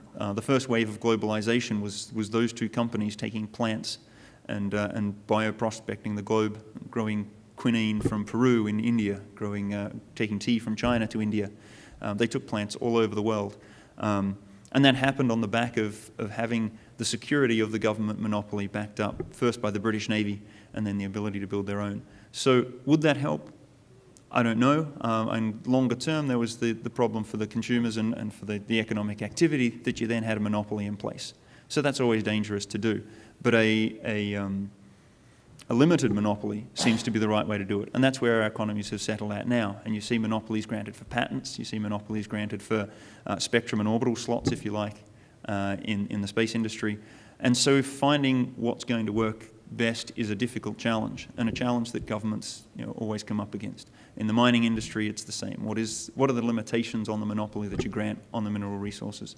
So it's definitely something that we should look at, because it can be a massive incentive for companies to go out and do things, but it can also in the long term lead to problems. And I think that striking that balance. That somebody else will lead. That's such an unfelt view. I mean, that's no problem at all. I mean, it doesn't matter if the United States goes. That's such a. I mean, it's not a strategic value to the United States from a military viewpoint. I mean, it's for me. I'm jumping in here just because, but the language of space is hopefully going to be commercial. It's going to be capitalism. And so it's of course I want it to be American because you have American values, but that seems to me just a very old way to look at it. Hopefully it'll be a multinational company, and they'll have shareholders, and it'll be based on the Anglo-Saxon principles, but yeah. America has such a lead in technology here that inevitably a lot of the work is going to be done in the US. The more economic activity, the US is going to win. Yeah.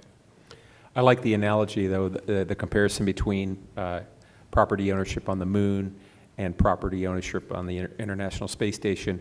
Of course, International Space Station has a finite life, but the commercialization of low Earth orbit, you could conceptually continue on. I mean, but you could argue that you're a landowner on the International Space Station. You're our first landowner. And so working through those complex relationships with NASA, I mean, that would be extremely beneficial to have commercial companies engaged in taking ownership. I mean, it might just be more a rent relationship on the International Space Station, but actually staking a claim in their niche and then creating a business case. I'd like to, if I could just quickly, we've long argued at NanoRacks that you have to continue the use of the IGA. The intergovernmental agreement on the space station is wonderful. Multi-nations have used it for over a decade now, and I think it should go to the moon. It concerns third-party liability, other issues. It's worked, and so I'd like us to see it go beyond LEO and go to the moon and with some version of the IGA. So I guess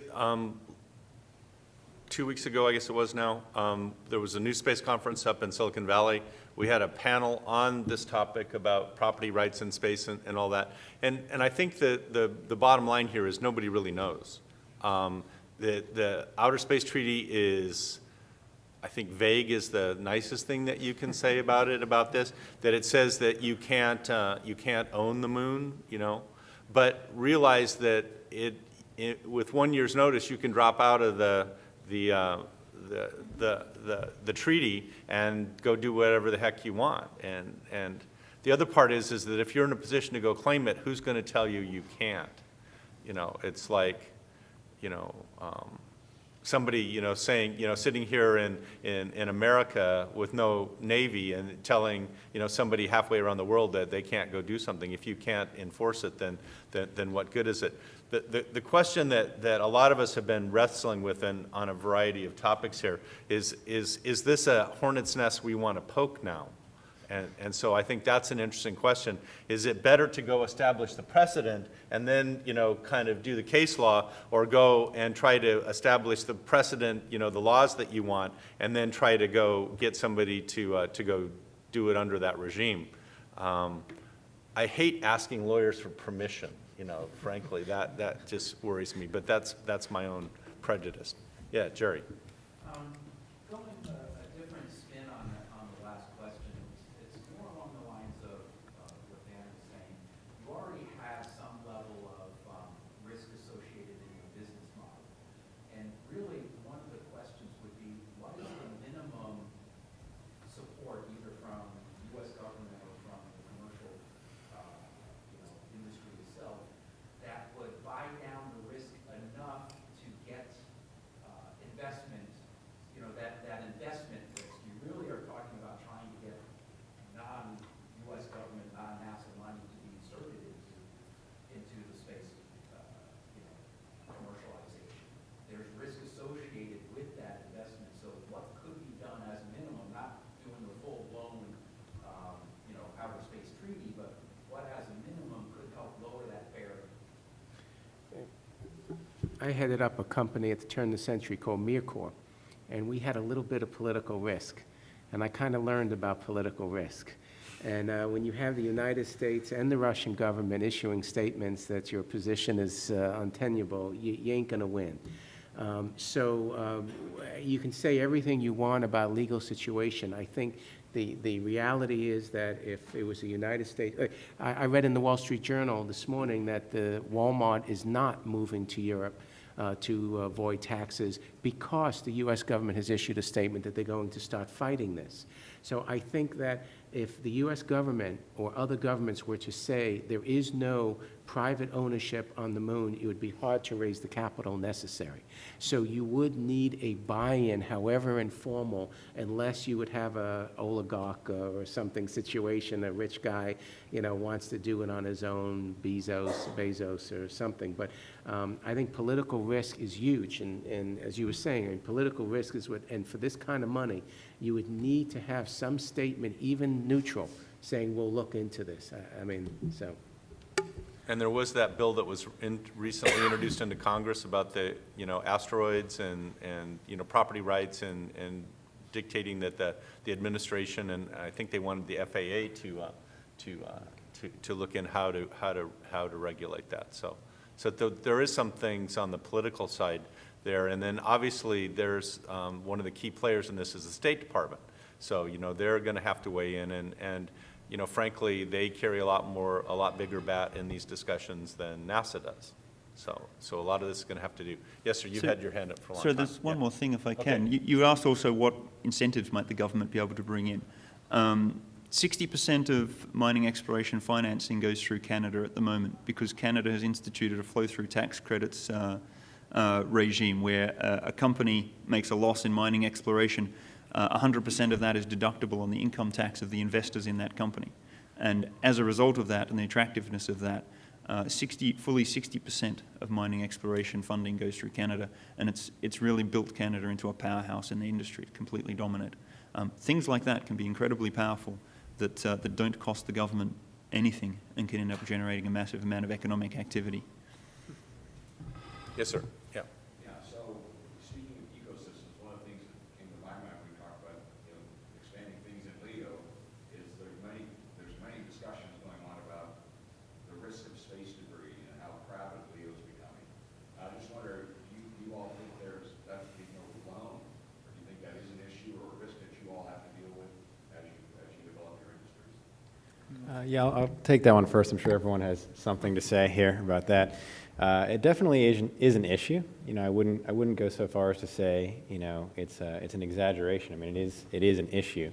But I think, we kind of at Made in Space get that question a lot, because it's like, well, you guys are going to be pumping out things of your 3D printers up there. What's that mean for space debris and all that, right? And I think, the easiest answer is that these newer technologies are going to enable the recycling of that type of material, right? So like we're working on recycling technology. Actually, Tethers is working on recycling technology as well. Really, the question is, if we're all working together on this new manufacturing technology, new ways to use resources, actually recycling is similar in ways to mining as well. Really, it's just the process of taking resources that are not usable and using them, right? So, at Made in Space, the focus is sustainability. It's a closed loop. We actually view what we're doing as decreasing the amount of waste. So, it is something that needs to be taken into account.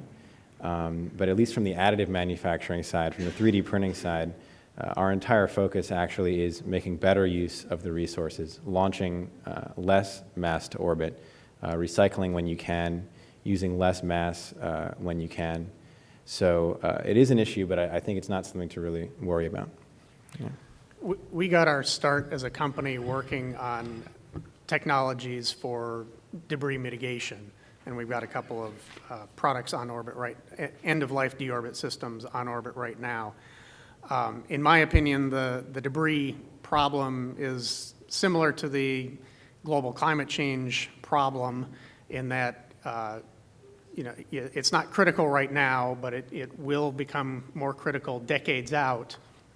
So, because it's decades out, nobody's too interested in putting a lot of money into addressing it right now, but you kind of need to start addressing it now for it to keep it from the problem from getting away from you.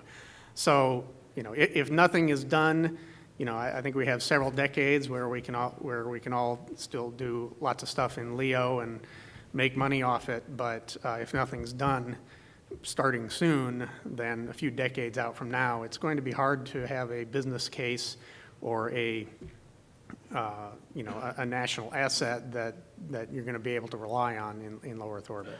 When we first proposed to NASA to do a CubeSat deployers and launch 30, 40 satellites at a time, that was one of the first questions they asked. Now we're learning that our CubeSats deployed from the station, no propulsion, they're lasting about 7 months, and then they just burn up. So that's a great satisfaction to folks that, like the Dove constellation, it's gone now. And we have on the station now the next Dove constellation ready to go.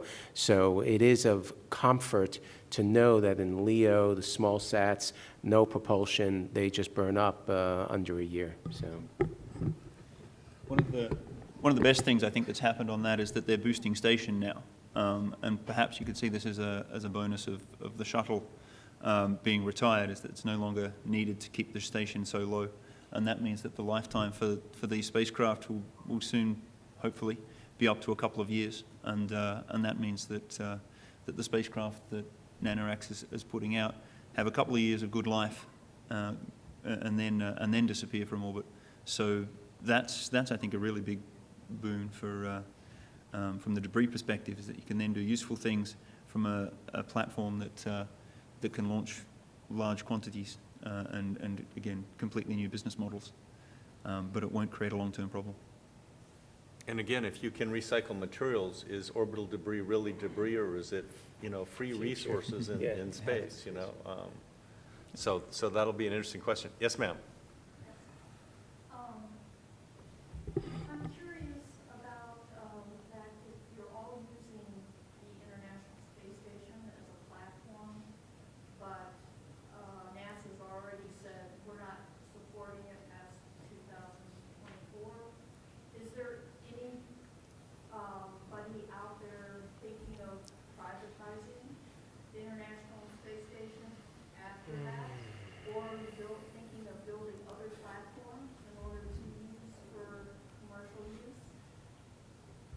use? So the question is what happens to the space station after, the end of life, 2024, or whenever it is, and then is it going to be, what comes next? So is it another privatized kind of thing? Is that the question?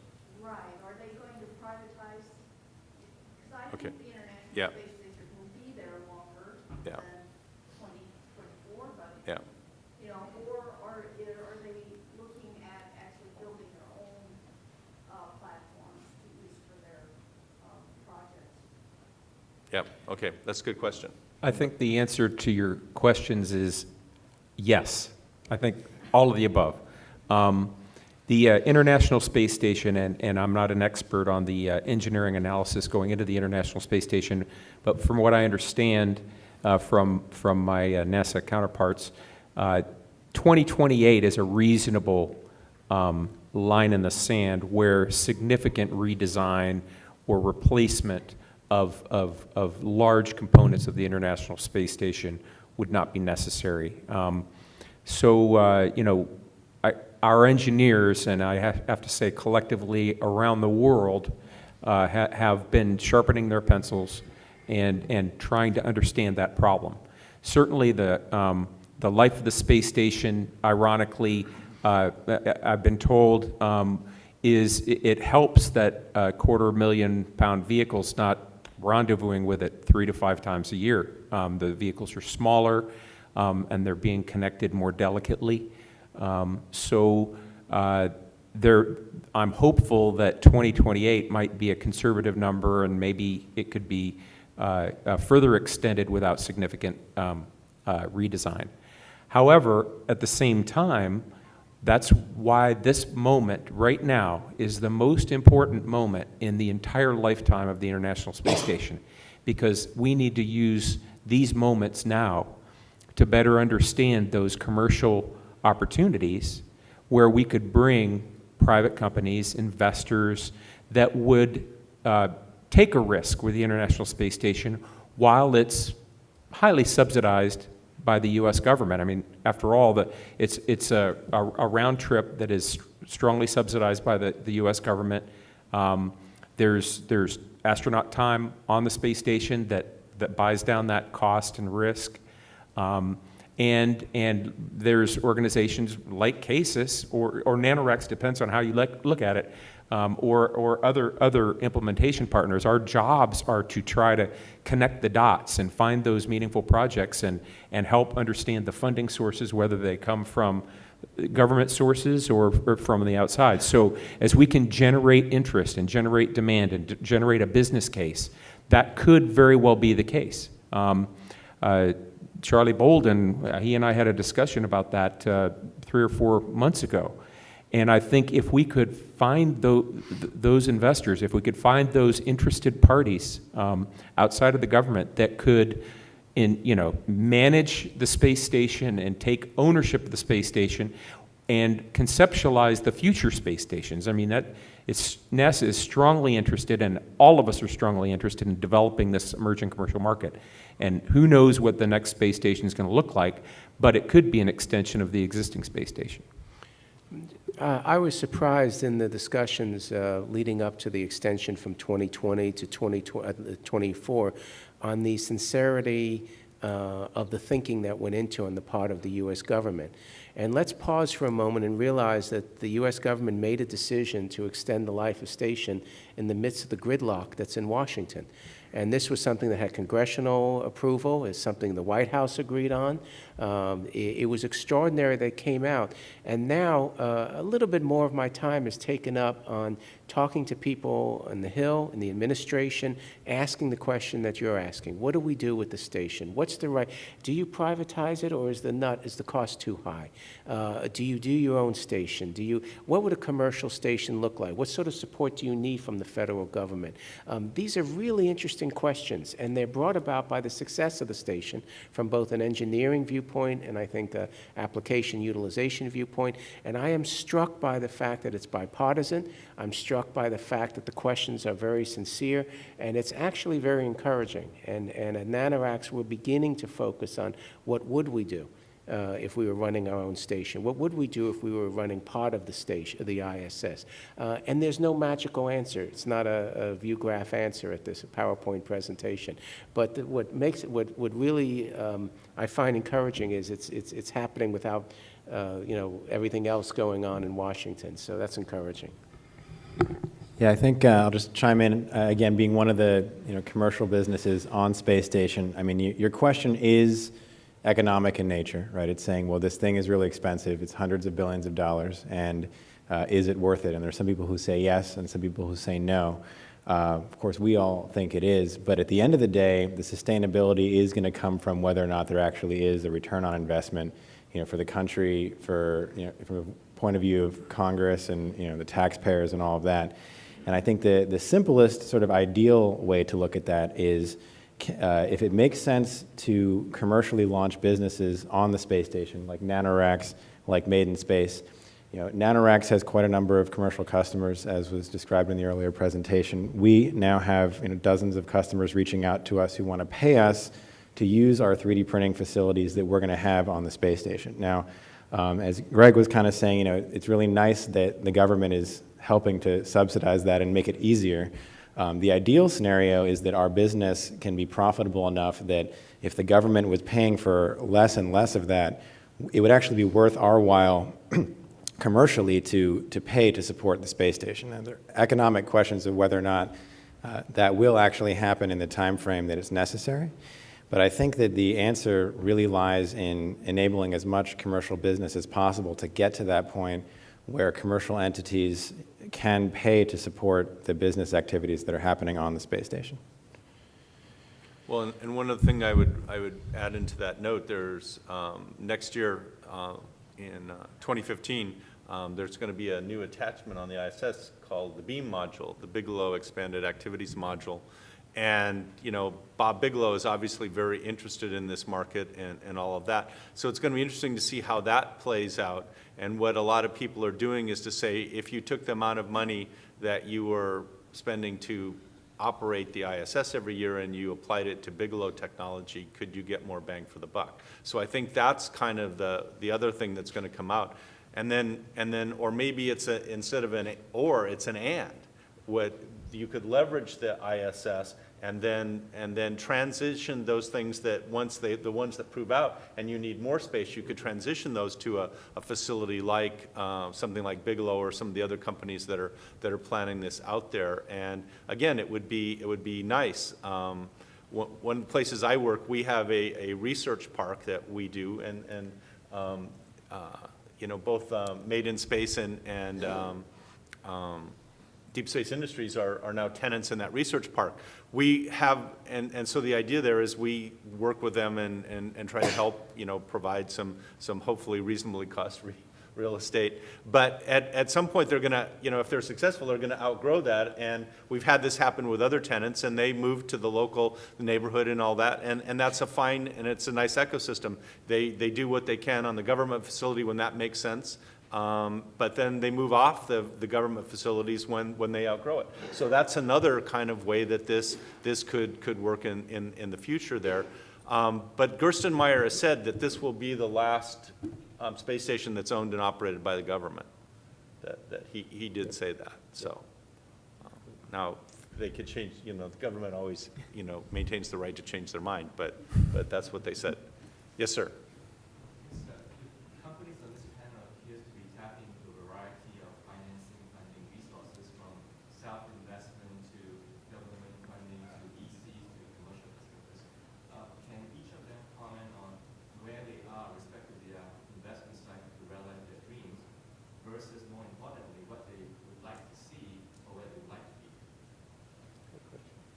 Well, if you can address that if you care to.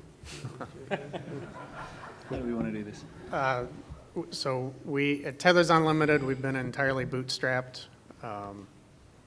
which, you know, main challenge with that is that most of our funding comes either directly from the government or through subcontracts, and developing new technologies under government funding can be a very slow and painful process getting that funding in place. So we do look forward to the day when we can have a little bit freer funding of our technologies and develop them a little bit more rapidly. Deep Space Industries has private contracts, commercial contracts, government contracts, and some investment. So an interesting mix. We started off self-financing. We say our first investors were MasterCard and Visa. And then we did one round, and then we did a second round of $5 million, principally to pay for the external platform. Now we finance through customers, which is an extraordinary thing, through ops. We have, it's just worth saying that we've turned down a couple of times now offers of funding on the West Coast, particularly. The VCs are very eager here on the West Coast to promote commercial space ventures. You don't want to, turn down money, but you don't want to take it if you don't have a use. And VCs come with a price, emotional price, and a very real price. It's a very interesting time in the commercial space business where, as I said earlier, there is liquidity. So right now we're self-financing as we go along after these two rounds.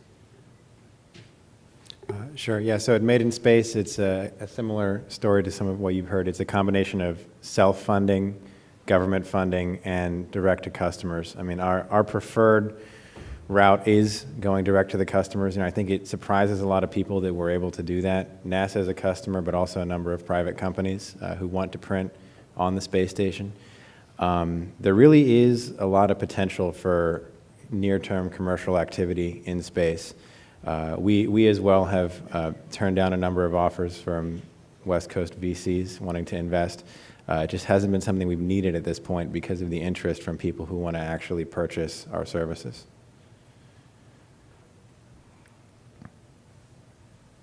Yes, sir. So we talked a lot about commercial interest in LEO. Have you all seen some commercial interest in, say, the lunar vicinity, and specifically if there's maybe a platform in lunar orbit, how commercial industries could take advantage of that? Yeah, looking forward, we see a lot of activity will be happening in near-Earth space, circumlunar space, etc. It depends on how far forward you want to look. At some point, hundreds of years in the future, will be a solar system-wide civilization. So in terms of the here and now, though, because we can't ask for $1 billion to change the world. That business model doesn't work. So we have to bootstrap that. So rightly, I think everybody here is initially focused on what we're going to serve that will increase economic activity in low Earth orbit, in high Earth orbit, and those kind of things. But then that activity, especially things like what Deep Space Industries is doing, will be extending our economic sphere outward. And so initially a lot of that will be bringing things back, but then we'll start operating in higher orbits more and more as well. And in doing so, of course, we want to create these ecosystems, and we want to find other business models, other people who want to set up their companies to do activities in those areas. So the question really is time frame and how long it's going to take. For me right now to try and guess what those businesses are going to be is perhaps impossible. Some people in this room and elsewhere are going to come up with things that no one has thought of yet, and that's what it's all about. And I'd say you may want to listen. I think Thursday, Jason Kruzan is going to be speaking, and he's really focusing a lot of time on this from NASA. And we are seeing interest on L2 and cislunar and some other things. So people are beginning to really focus in a pragmatic sort of way, but I think Jason will be an interesting speaker. I think it's Thursday. And one thing I'd mention is that, remember, the Google Lunar X Prize is still out there. There's a bunch of teams that are still trying to land a privately financed and built spacecraft on the surface of the moon and translate 500 meters and send back high-definition video. So I think that that's truly going to be a game changer on the same scale that Spaceship One was a game changer, that it really got a lot of people's attention that, wow, this small company could go do this thing that traditionally only governments had been able to do. And while a lot of us kind of looked at it and said, well, 100 kilometers isn't anywhere near, orbit, but it got the world's attention. And I think that sending these small spacecraft to the surface of the moon, assuming that they can do it, is going to have a similar kind of effect in getting the world's attention that these kinds of things are possible. Now, how do you monetize that? Here we are, 10 years. It was almost 10 years ago. Next month that the Ansari X Prize was won, and yet we are still yet to fly our first suborbital passenger, to 100 kilometers. So it doesn't happen overnight. But again, we see this interesting infrastructure with launch vehicles and on-orbit capabilities and 3D printing and those kinds of things. And that, to me, is the exciting thing. And one of the reasons that I thought this panel was such a great idea is that the people, we call it the value-added entrepreneur, where you're not the guy that's making the rocket, you're not the person that's definitely producing the hardware, but you find a novel way to apply these things that other people have done and add value to it in such a way that you can make a profit. I think that there's a huge capability that's emerging now to do those kinds of things, and I think that's very exciting. Because one, it's a much lower bar to entry, so you don't have to go out and raise $1 bazillion and take some significant portion of life, because it can happen very quickly, and who knows what can happen from there. Remember, it was only a little over 20 years ago that people like us were sitting in a room like this and saying, have you heard of that thing called the internet? Do you think anybody's going to make any money with that thing? I think it's just a bunch of crackpots. This guy Bezos, what a stupid idea. And Google, who needs another search engine? We've already got Yahoo. Who needs another search engine? I think it's a flash in the pan. And that shows you why I'm not rich. Yes, sir, over here.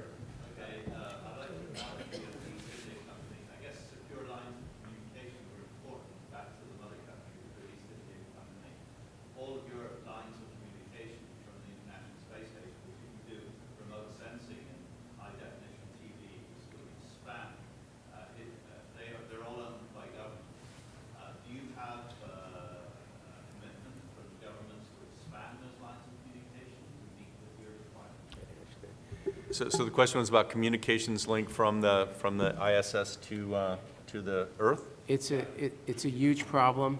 When you take a look at what NanoRacks is planning with the external platform, our customers Earthcast, Teledyne Brown with Muses, United Nations, we and other companies are now looking at next-gen communications. And we have to. NASA's looking, Goddard's looking. We at NanoRacks are looking at a commercial solution. We're looking at two, actually.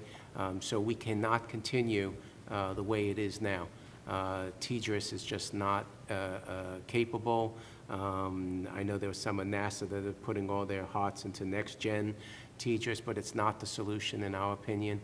And so you're absolutely correct, and it's an example of where utilization is outstripping what the guys thought 20 years ago, and that's a good problem, and I think it's going to be solved. And I think it's going to be solved in a commercial fashion. Goddard folks might think otherwise, or maybe all of us will come up with our own our own pathway. So you're right, that's a significant problem for getting these projects online.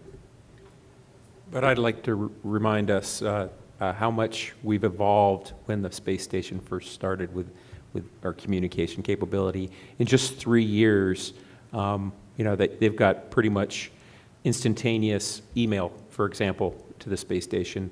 whereas just 3 years ago, it was a sync once or twice a day. Large files can be passed. The bandwidth is ever increasing, and we are, we all together are working on it, whether it's government or outside the government. That problem is continuing to advance, and so. But there are other limitations, right? Besides obviously just the bandwidth, but I'm hopeful that we're going to crack those problems as the next step, and the next challenge is uncovered. In the back there? Not too optimistic.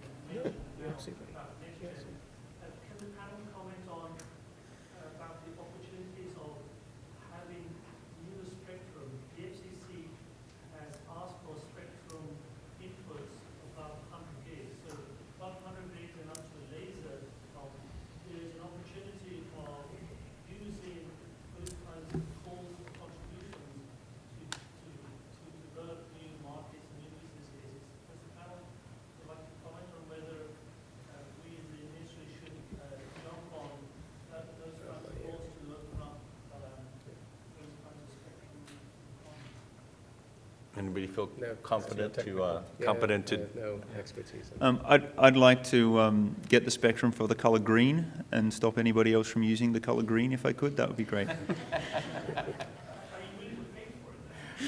Yeah, I think that's a question for the IEEE. Yeah. Okay.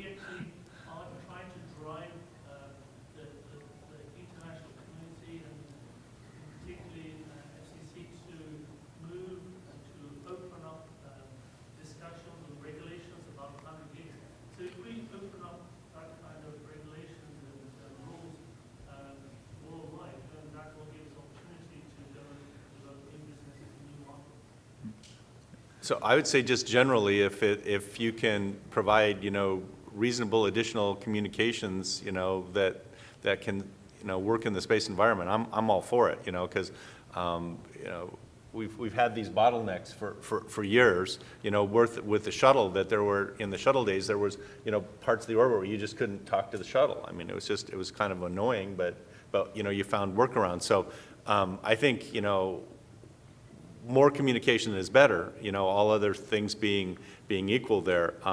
But I think the other part of this is the reliability of that communication as you go to these higher frequencies and things like that. What does that do to the reliability of the thing? And then the other one is cost. What is it going to cost for these communication systems to go do there? And again, is it a customer for that at that price point? So just a typical kind of telecom kind of a issue. Yeah, since there wasn't much comment there, I'll just add one thing. I mean, again, with the 3D printing paradigm, all that data actually represents physical hardware and objects, right? So we're interested in sending and receiving data to and from space in the sense that it actually represents an alternative to launch. I wouldn't consider myself an expert in these frequency bands, but I think as manufacturing in space becomes more and more popular, the data transfer aspect is going to actually be more and more important. There's definitely an ongoing business for more communications as well as more processing power. People always have a demand for that. If you can match your supply of that to the growing demand, you can make a lot of money. That's been the case for the last several decades. So good luck.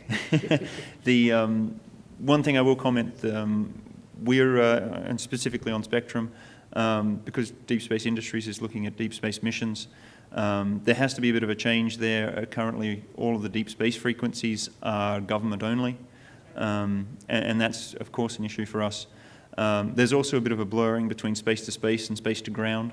At the CubeSat and SmallSat conference, people were talking quite openly about using Iridium and Globalstar as their main comms, and that's in a space to ground band, but it's being used for space to space. And it's rather annoying that flexibility doesn't exist. So I expect those kind of issues are going to come up as well. But maybe we can talk later. So let's do here and then in the back there. Yes, sir.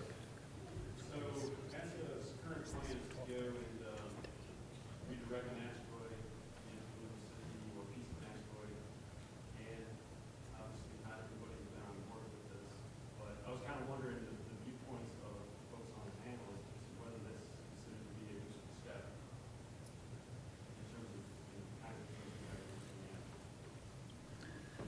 I guess I'm expected to kick off on this one. I identified when I talked the 5 areas of risk that we're looking at. It would definitely help to have more information about an asteroid in a lot of detail, and to beat down some of the geological risk. At least one data point would be better than none. We don't know what's inside any of the asteroids right now. Though we have a lot of confidence, we need to get a ground truth on that. So that'd be very, very helpful. And there'll be some technology things and the like that come out of that as well that'll be very useful. So Deep Space Industries is one of several companies that are advising NASA on how commercial companies can work with NASA on that. There are people involved in that mission who want to see that help create the kind of industry that we want to create. And so there's a lot of cooperation between the government and the companies on that. Exactly how that's going to come out, you say some people might not be on board for it. Things change, things evolve, but we see it overall as very much a net positive. For us, I'll just say that, I mean, it's, the reason we've done so well on Space Station is we had a policy that was implemented. And then there's a mindset in the international community now that private sector contributes services, makes contributions. I don't really, for us, it's not important what is the next let's say, the next large goal of the U.S. government. I just want one. I mean, and so if we have one, we believe that NanoRacks can make contributions just as we're doing to Station. If it's asteroid mining, we'll figure out a way. We'll make contributions. We'll self-finance. If it's to the return to the moon, ditto, going to Mars, it doesn't matter. If you just see a commitment on the part of the U.S. government that's realistic and it goes forward, I am sure in today's new mindset that everyone here up on the panel is talking about, there'll be a cases for the asteroid mining. There'll be, I mean, we have everything in place now to know what to do. VCs who made money on Station will then begin to support going to wherever it is that, so we just need a realistic, bipartisan, international goal and move forward. I think all of us, especially those in the community, not outside the community, will be shocked by how fast we can move if you just give a goal today. Yeah. Yeah, in the back there. Yeah, you. So Spaceship One was mentioned. There's interest in doing some research on the suborbital vehicles in addition to the tourism. How do you guys see those platforms as either complementary or stepping stones for your activities in your research platform? Well, there's a continuum: drop towers, parabolic flight, suborbital, continuous microgravity. So I think we're all on the same team. I think we can feed off of each other. We can figure out what makes sense, and then divvy up those resources appropriately. So I think it's a complementary and additive area from my perspective. And I'm sorry. Sure. And specifically, at NanoRacks, we're very proud that we furnish the research racks for Virgin Galactic, and the X-Core research racks were done in the same standardization, the 1U that we selected for the station based on the success of the CubeSats. So what we're seeing is a standardization, and as Greg says, we're very excited to see these guys, finally get going, and we can well anticipate that NanoRacks will play a role in the payload integration, the safety, and then have a stepping stone onto the station. So what's so interesting for us at NanoRacks is who would have thought that you'd have the station first, and then we'd be waiting for the stepping stone of suborbital. I mean, you would think logically that we'd have suborbital and it would furnish a pipeline to station. It didn't happen that way. But I also think a lot of the NanoRacks educational customers will move to the suborbitals. There's really no reason for a lot of these kids. They can go to the launch site. They can put their projects on Virgin or XCore or Blue Origin, all those folks, so we've already been in discussions both with our customers and with the operators about moving some of our educational folks to the suborbital, and then maybe the best projects go on to station. Yeah, I mean, that's exactly how we view it at Made in Space. I mean, we use all of these resources. We've flown hundreds and hundreds of the parabolic aircraft flights, or parabolas, not hundreds of flights, hundreds of parabolas, and we're going to be doing a lot of suborbital experimentation. I mean, station is really useful in the sense for testing the long-term effects of microgravity, but we really make use of all of it. It's every bit counts for advancing this technology as quickly as possible. Yeah, Deep Space Industries is testing a lot of our processing technologies, and we'll be looking at all of these platforms as well. So yes, sir. Quasi-technical question for Mike. I'm curious, what type of materials are you initially going to be using, producing, I'll say, parts on the early flights? Yeah, so the question was materials for the 3D printers that we're putting in space. So the first printer is ABS plastic, so it's the same same that you'll see with most 3D printers down here now. That's going up in about, hopefully, a month or two here. And then the second printer that we're going to be sending is going to be using more advanced aerospace-grade polymers, Ultim, and materials like that. We have several different metal projects in the works. So really the way that we kind of view it is it's kind of like a pie. And so you've got all the things that you would need on the space station. And then we're taking sort of like slice by slice different materials and different capabilities. There was an internal NASA study that showed that about 30% of the spare parts on the space station might be able to be made with the type of technology that we're sending in these first few printers. So I think materials are important, but at the same time it comes down to the functionality and what's needed. A story we like to tell is the Apollo 13 one, where it's like, we looked at that case, they had to fit the square peg in the round hole to save the day.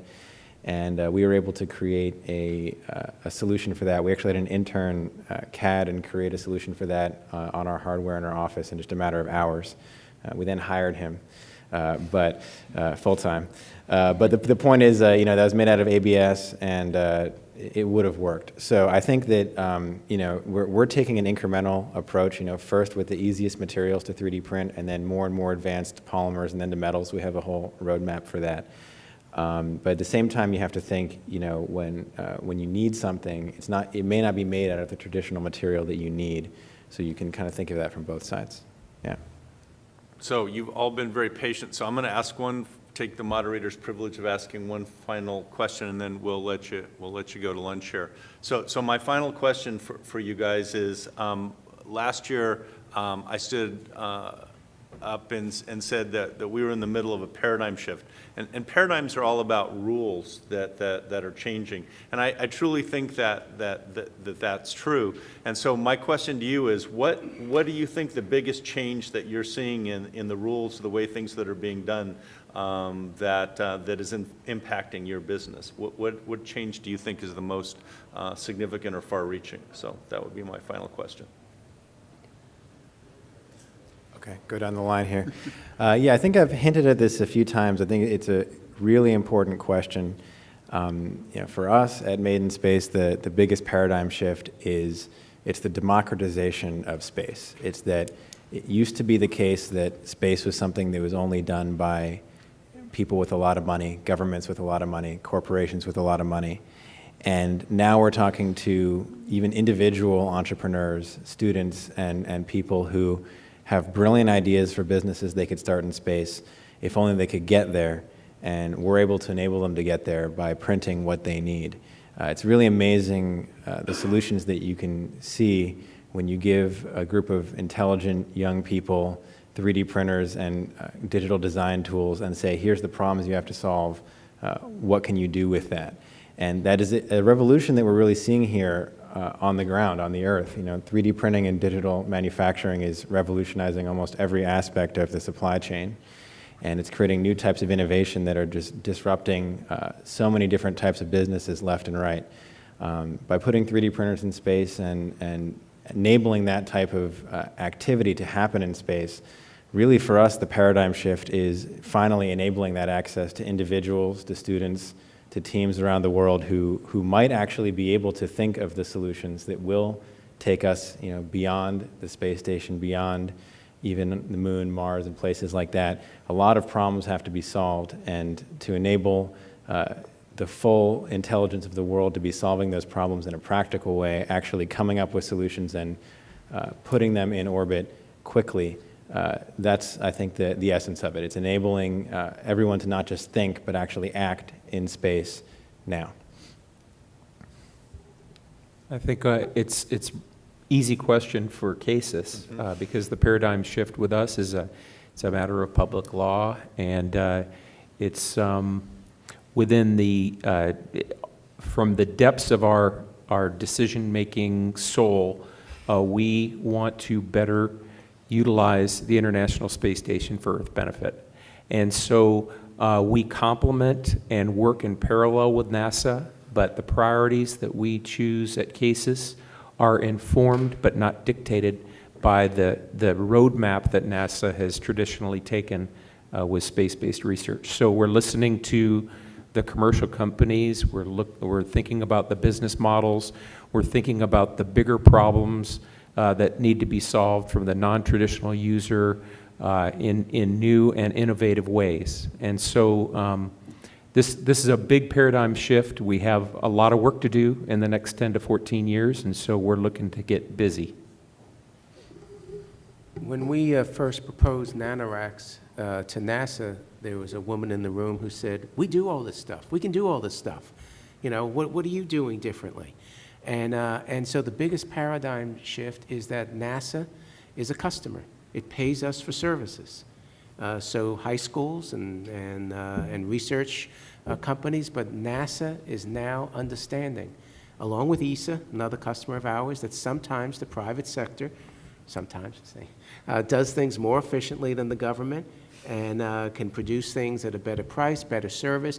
The biggest paradigm shift, I think, that's affecting all of us is U.S. government as customer. And that, I don't know, it's not the last year, but it's the last 3 or 4 years. It remarkably started with the Russians when NASA agreed as a one-time. I was there. There's a one-time, only this time we'll pay the Russians on Mir shuttle, and that's an exception. And then the Russians helped us on station. They said, that's an exception. We'll pay them just this time. And now NASA understands that sometimes that it's correct for the U.S. government to be a purchaser of goods and services. So that's the biggest paradigm change for all of us, from SpaceX to Orbital to everyone here up on the panel, I think. So when I started looking at mining asteroids and what it would take, which was about 15 years ago, I figured sort of back of the envelope calculation that we needed to knock 2 orders of magnitude off the cost of the kind of missions. I now recognize that's only one of several areas of risk, but in terms of cost reduction, we're almost there. Huge advances that we're seeing. Most advantage of that is being taken by the guys that are building small spacecraft because they're very nimble. But massive cost reductions due to advances in electronics and adoption of those electronics, new approaches to risk management, and different ways of doing things. To us, that is the biggest paradigm shift, and I think one of the most important. So I think as I said earlier, the biggest shift is kind of a regime change where investors and entrepreneurs are now seeing that it is possible to put together a business plan and put together a system to provide satellite-based services or other products that actually closes. So you're seeing money flow into that market, and just as was mentioned earlier, particularly in the small satellite industry, it's just incredibly vibrant and burgeoning right now. All these companies coming on and developing lots of different services and products and starting to really set the agenda for what's happening in space rather than just having the government set it. So I want you to help me thank my panel, and I welcome you back here next year when we meet and to see just what's happened in the coming year, and I'm sure it's going to be totally fascinating, and we'll invite all you guys back to give us an update. Thank you very much.